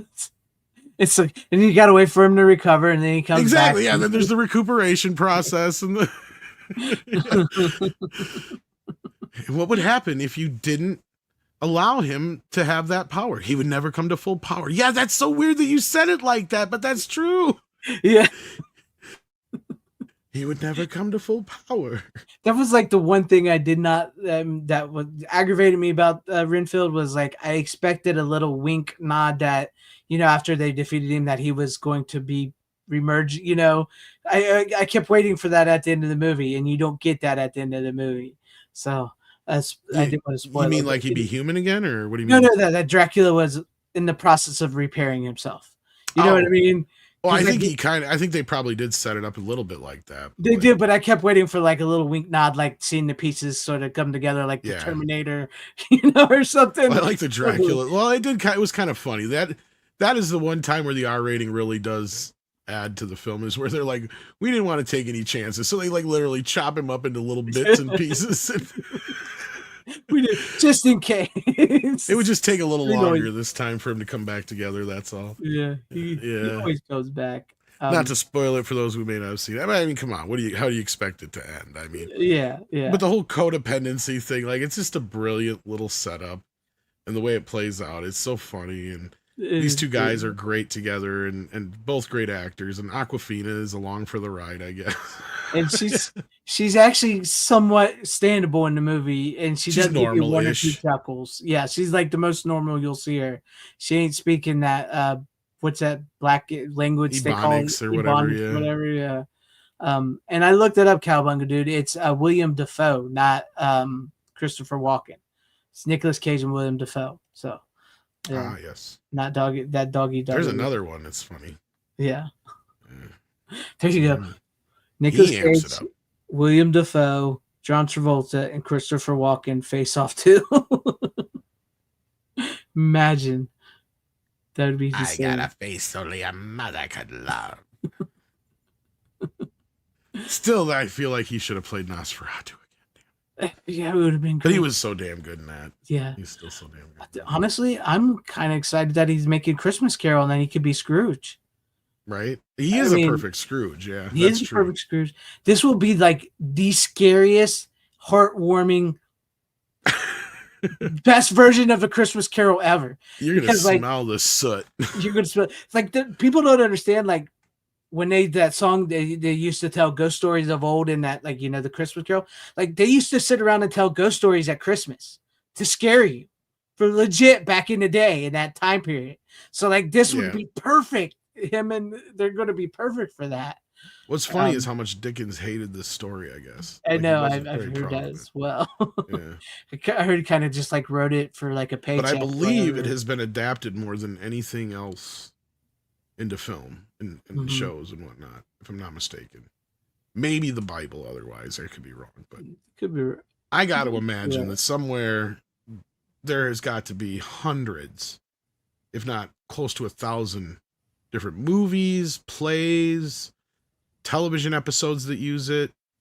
I mean, Christmas Carol has got to have been probably the most widely used, readapted story ever, I imagine. Besides probably the Bible, I would guess. Yeah, I think you're probably right. And it may even have the Bible beat in some ways. I don't know. you never know. Because we don't get like Bible epics like we used to, right? Like, I mean, they used to kind of be a norm, but like not so much. Yeah.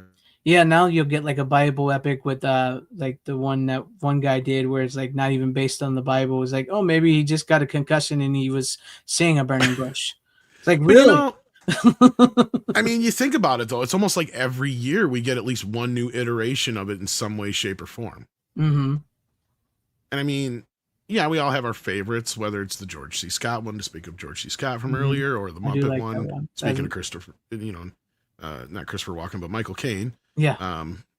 Yeah. So like, I mean, you have that from time to time, but it'll be interesting. Like, I'm all for whatever Eggers puts out because I got to see the Vivitch and the Lighthouse yet. I'm reluctant to see the Vivitch because everybody says it's slow. I hated the Vivitch. I'm sorry. Yeah, and you're one of the few people where it's like I kind of trust your taste. Where I'm like, I might not like that one. Yeah, but Lighthouse, I don't know.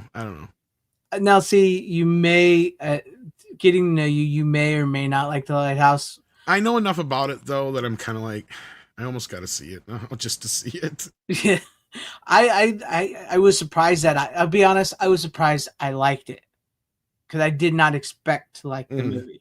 A lot of people I did end up liking it. But I mean, I might still. Sorry. Okay. No, go ahead. No, I said I just might still like it. I don't know. Yeah, that's all I was gonna say.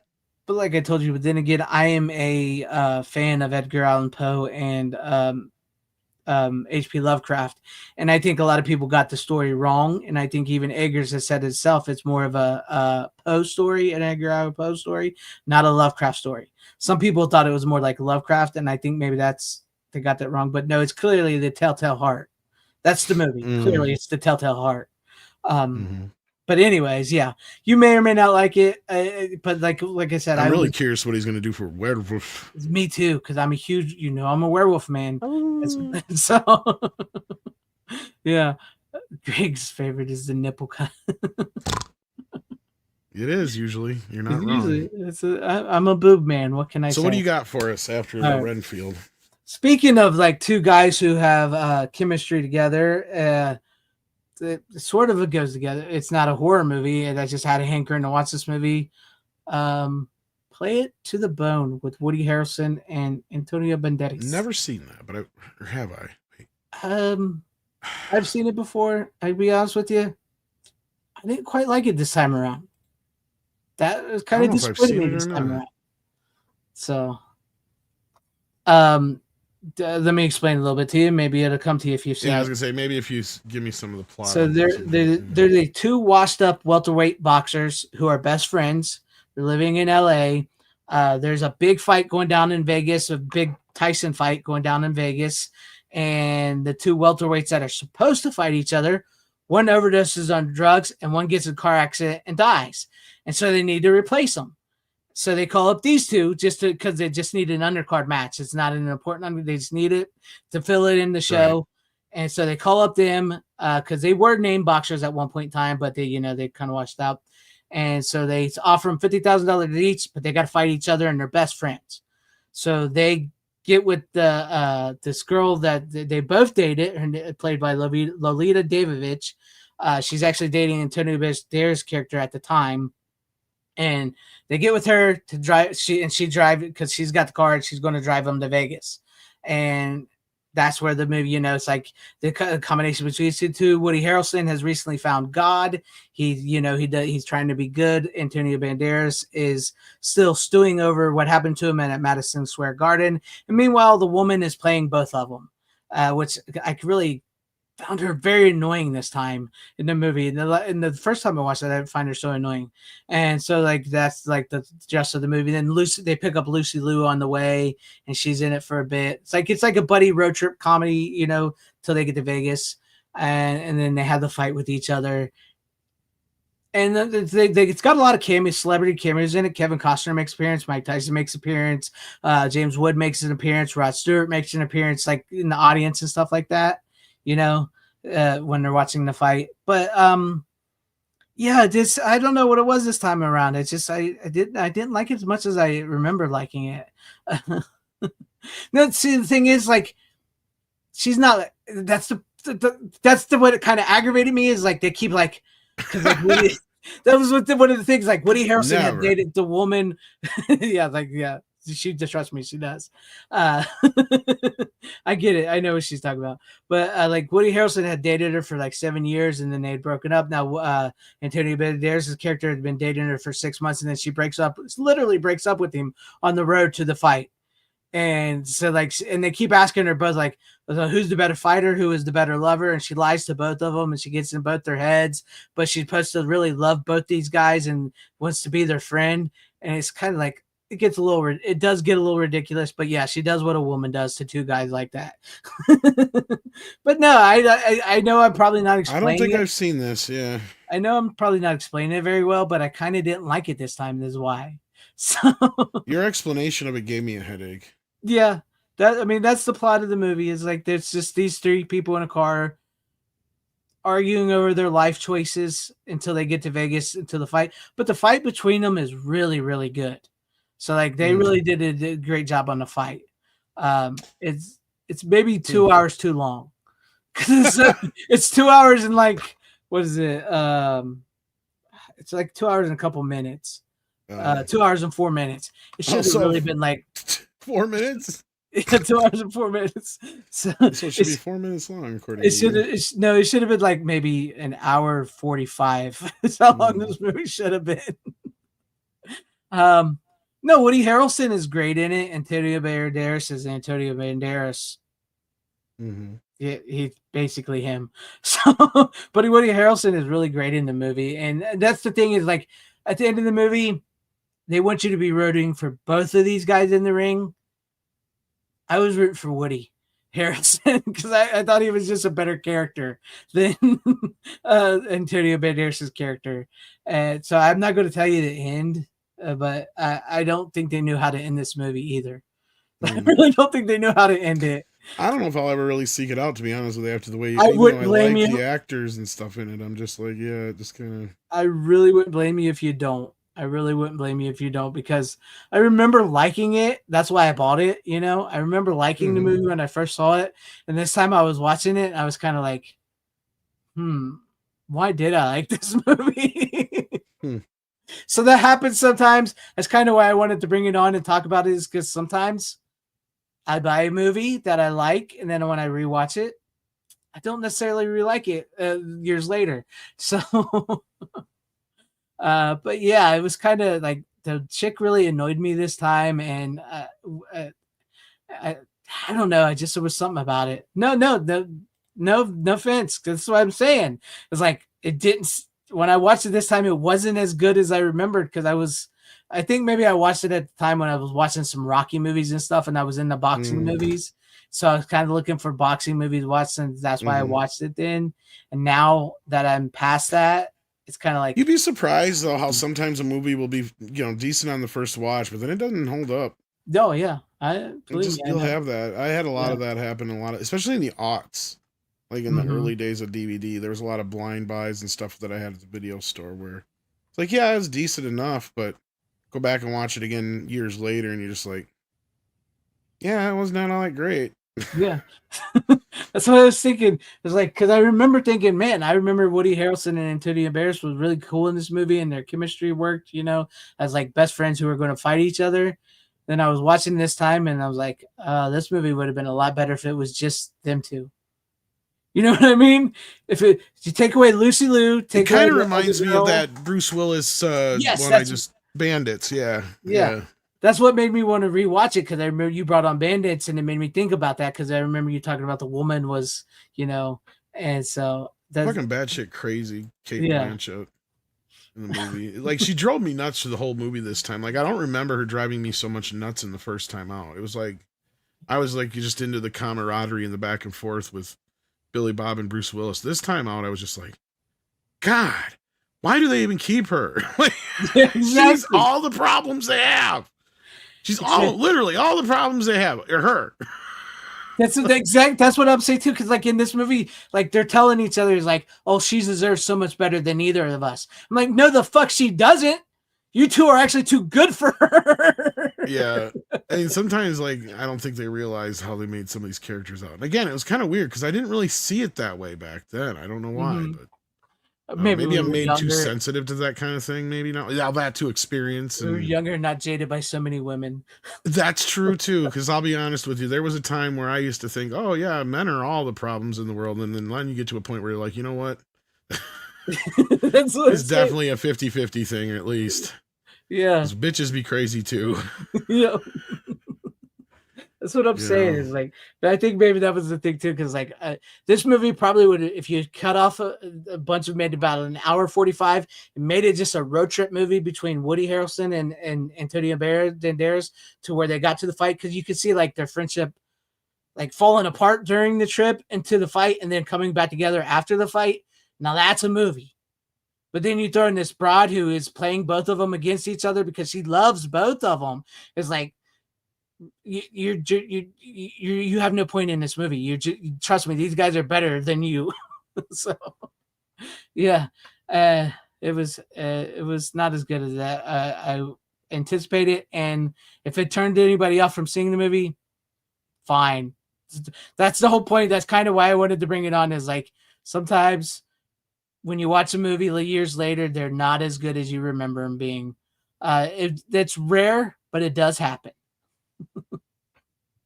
But that was my last movie of the night. So, well, I didn't get the new Steelbook of Jaws. And I know that's a shitty segue. It segues into my movie. Speaking of physical media. Yeah, speaking of physical media. Yeah, I had nothing. I had nothing. I went on too much about that movie. So I just saw it. I had nothing on that one. Yeah, I wish. Now it's like one. It's like, no, I'm not even gonna bother if I do have a chance to see it, because after what you just told me. even though I like all the people that are in it. Yeah, it's got great cast. It's just shitty movie. So I missed out on the whole Jaws steelbook because I'm a broke motherfucker on top of PayPal, or not PayPal, Groove was having issues with their system, and now they're telling people to go just use PayPal, I guess. So anyhow, it's a mess. So I didn't get it, and it sold out, but now they're back in stock, and I'm not going to get it because I don't need it. Because I don't need another fucking copy of Jaws. I have a million copies, and thankfully for now at least, the only bonus feature that's been added to it, because otherwise the discs are exactly the same as before. Mm-hmm. But there's a bonus disc in there that has the 90-minute Jaws at 50 National Geographic documentary, which is amazing. And I do recommend it. I mean, it's worth buying it for that, especially if you don't own it already. Like if you do get this version, if you can, because you can get it in a standard edition. You don't need to get the steelbook if you don't want to. But the documentary is great. But that being said, I didn't watch Jaws yet, but I did watch something that's similar to Jaws. And it had been a couple of years since I've seen this movie. And I was surprised I forgot how many elements it shares with Jaws the Revenge. And I don't know which movie you're talking, if you know what I'm talking about, but it's one of the more famous Jaws ripoffs. Orca, the killer whale. Which I also have the imported steelbook from Studio Canal, which I might eventually get the Kino Lorber one when didn't Kino put it on 4K? because that has some special features on it, and it actually has a 5.1 surround mix. So there you go, 6. That works for you. That's all that you need. But otherwise, I have the old Shout Factory, Scream Factory, and this thing looks like shit compared to this. This looks amazing. This looks pretty good. This is kind of a batshit crazy fun ass movie. Yeah, it's insane. Look, have you seen it before? Long time ago, but yes. Okay, so here's like the front is, what's his face? I just forgot the main actor's name. Richard Harris. Mm-hmm. And then on the back it's the fin, and of course on the inside. And this is region locked, but Kino already re-released it here in the U.S., so I haven't seen it to be able to compare the scans, but I would assume it's probably the same scan. But there you go. But there's not really anything for special features anyway, so you don't really need to worry about if you just want to get this version because of the cool steelbook or anything like that. Yeah. You don't have to worry about missing out on any special features. But it only has the mono soundtrack on here, so for somebody who wants to, I'd like to see what the 5.1 soundtrack is, and they got a couple commentaries and a few other things I think on the other one, at least to kind of make it worth checking out. But okay, so this is a batshit motherfucking crazy ass movie. And it has Richard Harris, as I said, in it. Robert Carradine's in it for like a whole of 5 seconds. In like 2 shots until he dies. Let's see here. You got also Will Sampson and Bo Derek on top of it all. Nice. And the music is by Ennio Morricone, which is weird because the music does not feel like it fits the movie. Oh, it's a decent score, but it's just like, I don't know if Ennio wrote it for something else and they threw it on this movie or what, but it's kind of a weird score. But the movie's about Richard Harris, who's a fisherman who kills a killer whale that happens to be a mother that's pregnant, and the father goes out for revenge because killer whales remember the fishermen that caused them pain. And it is some batshit motherfucking crazy shit. But it actually has some pretty decent effects in it, and they have some really amazing footage that the same people who shot Jaws, real shark footage, I can't remember their names offhand, but the Australian filmmakers did the footage, the underwater footage and shit for this movie too. So it has some pedigree quality to it. It's a Dino De Laurentiis production. So I mean, there is a story. The story's batshit crazy, but it's there. Because it goes off this whole like it's personal. as men should. This time it's really, really personal. Like they even have like a full on like fucking funeral for the orca and shit, like the orcas do. Like it's this movie is like you're watching this movie going, is this shit even real? Like could this like I mean I know it's a movie, it's not real, but I mean like I don't even know if orcas are that intelligent. Like they're intelligent, but like really? Like and I mean obviously the idea of an orca targeting Richard Harris for revenge.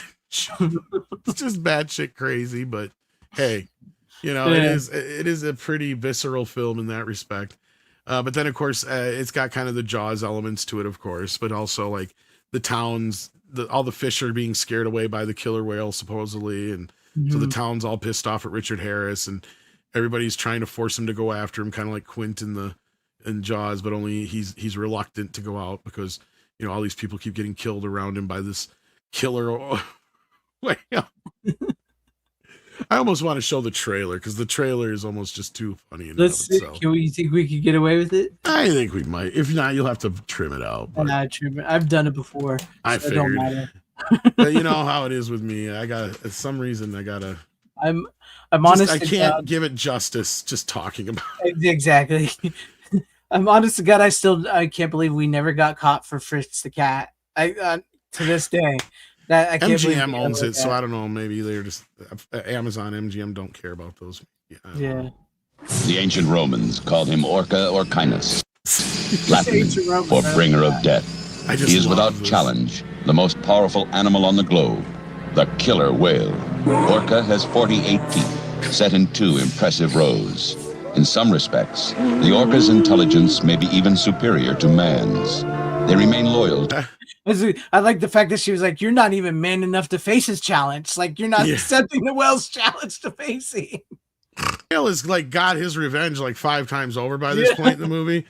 So like honestly, at this point, like you got to go along with like, okay, yeah, this whale has gotten his revenge now. Almost everybody's died except for Richard Harris. Like I think he's suffered.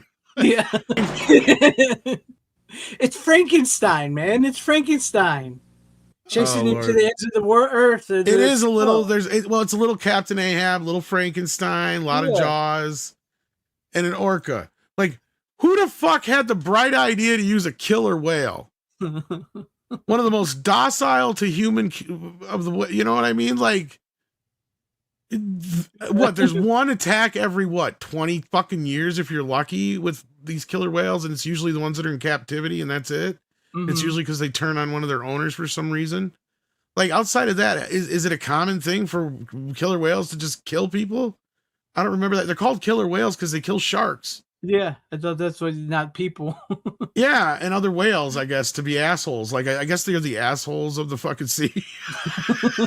So maybe this movie is fitting. Maybe it is true. Maybe. I like this. Wow, really. I've heard these things. I don't know how new or accurate they are, but.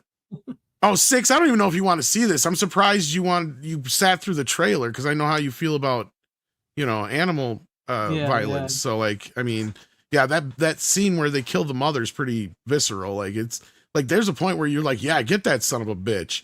Like, what the fuck's he doing that for? Like, yeah, it was. Yeah. That's my batshit crazy pick of the week. That's good. That's much better than my last pick because I wish I had a better pick. I try to save the best one for last every week. If you haven't noticed, I need to start doing that myself. I need to start saving the best one for last. Well, it's trip because sometimes it's like there's stuff where you could totally do one and jump it in like off of something else, but it's like sometimes I just got to stay with the plan. And it's like doesn't matter what comes up in between. That one is last. Yeah, right? Like, yeah. Success. You've seen it? Oh, okay. Yeah, it is fucked up. I mean, it's cheesy enough that I could probably see you just being like, whatever. Like, because it is so like on the nose. Like it makes Jaws the Revenge look like a fucking masterpiece. Because like at least in that it's not as like fucking straightforward as this. Like this orca's like flat. Like this motherfucker blows up the town, like half the town and shit. Like he's just going off. Like it's like Jaws ain't that smart. Like Orca's got this shit, man. Like Orca's like full on like fucking like he's like John Wick in this shit. Like and he always catches like people at the right. Like how does he fucking manage? Like he kills, like he's got a body count like worse than Jason almost in this, like killing people. Like so like look, if you want a creature feature that's full of batshit craziness, there's only a few slow parts in this movie. Yeah. Right. Like I can tell you, this is one of those movies where there's tons and tons of action and fun. Because just as the movie starts to slow down, Orca comes in to fuck some shit up. Like he's not fucking around. He's like, I am calling you out, motherfucker. And he reminds him like every few minutes. Like I said, he kills a bunch of his friends, blows up half the fucking town, destroys everybody's fucking boats, destroys the dude's fucking house. Like totally pulls a Grand Theft Auto on the son of a bitch and just knocks this whole house down, right? Like it's just, this is all before the end of the film, and then they go off on this fucking adventure where the orca's just dragging him to the North Pole, right? Like, and he's like, "Yeah, come on, keep following me, motherfucker." And then he turns into like this Ahab thing, like, "I'm going on no matter what," you know, like, yeah. It's just nuts. It is nuts, and Richard Harris just fucking plays it so earnestly. That's also what helps make it so fucking funny. Like it is. It's one of those like Mystery Science 3000. Wait, he takes it so serious because he's playing it straight where everybody else is playing it. Kind of like everybody else is kind of like, I can't believe I'm in this fucking movie. But like, I mean, some of them at least try. And it's got a great cast, right? It's not like it's even Will Sam's is it Will Sampson or Simpson? What was it? Simpson? Was it Simpson? That's right. Samson. Yeah. Will Sampson. Like even he's doing it, giving it his all, right? Like everybody in the movie, except for maybe Bo Derek, who's very green, right? She's really young, and this is probably one of her first movies. Like everybody in the cast is pretty much giving it their all. Robert Carradine is one of the only other ones that feels like he's kind of like, I cannot believe I'm doing this fucking movie. But then again, I could be totally fucking wrong, because I mean, he wasn't a huge star or anything yet. He's a Nepo kid, so like whatever. Yeah. So like, and for those who don't know who Robert Carradine is, he's Lewis from Revenge of the Nerds, more famously, and the brother to David Carradine and the other one, John Carradine. John Carradine, and their father was also a famous. John Carradine was their father, wasn't he? Maybe John was their father. Whatever it was, yeah. There was a couple, the father and then the brothers, yeah. Yeah. The orthodontist. Keith Carradine. There you go, Keith. That's Keith. right. Yeah, Keith. that's the other one. Yes, I knew there was another brother. Yeah. I haven't seen Orca. But John would have been their father, who made a bunch of movies with, or not a bunch, but at least a couple of movies with John Wayne and shit. So yeah. Yeah.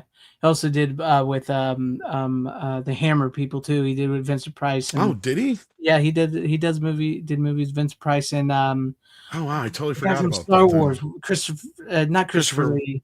The Moff Tarkin. I know who you're talking about. Yeah, I can't think of his name. Van Helsing, motherfucker. Yes, Van Helsing. That's why I say Christopher Lee, because they did, you know. You may fire when ready. Yeah. Yes.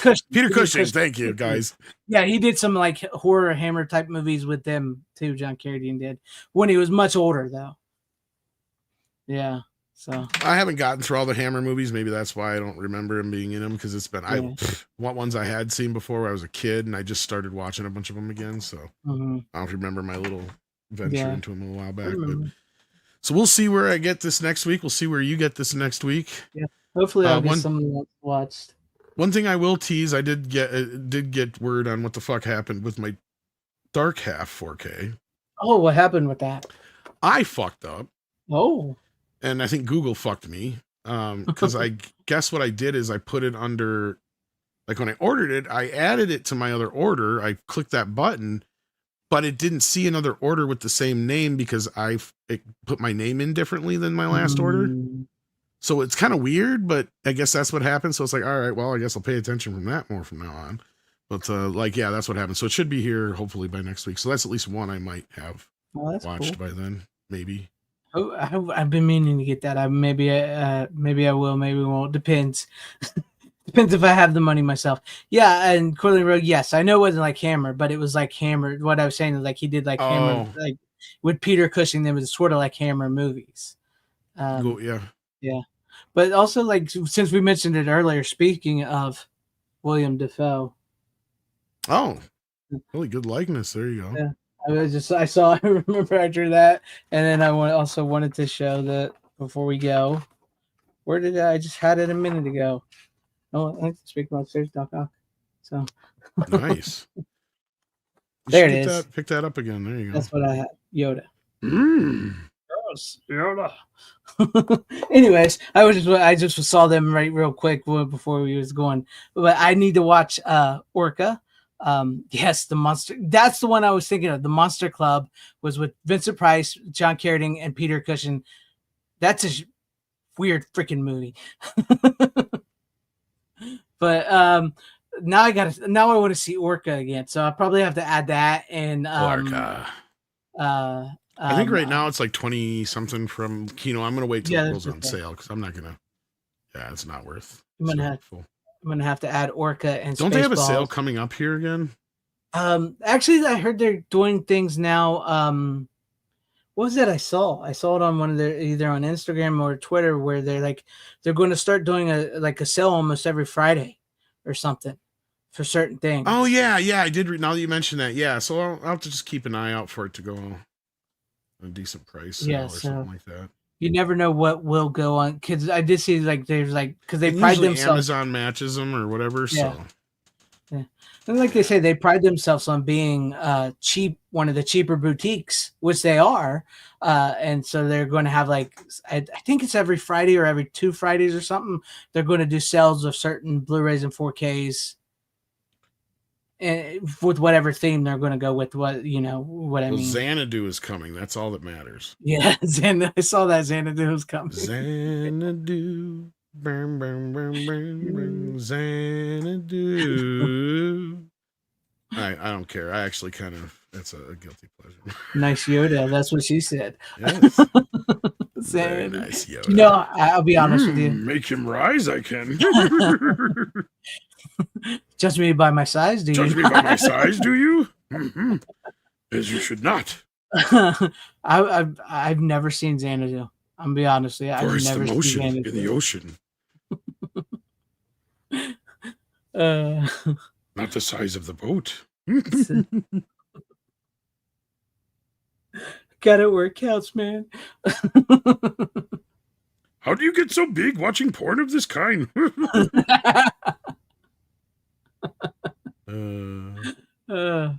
I can't wait till Coneheads comes out too. It's actually April or not April, like August 19th or something, wasn't it? I think so, something like that. Yeah, they just announced it, the official date or whatever.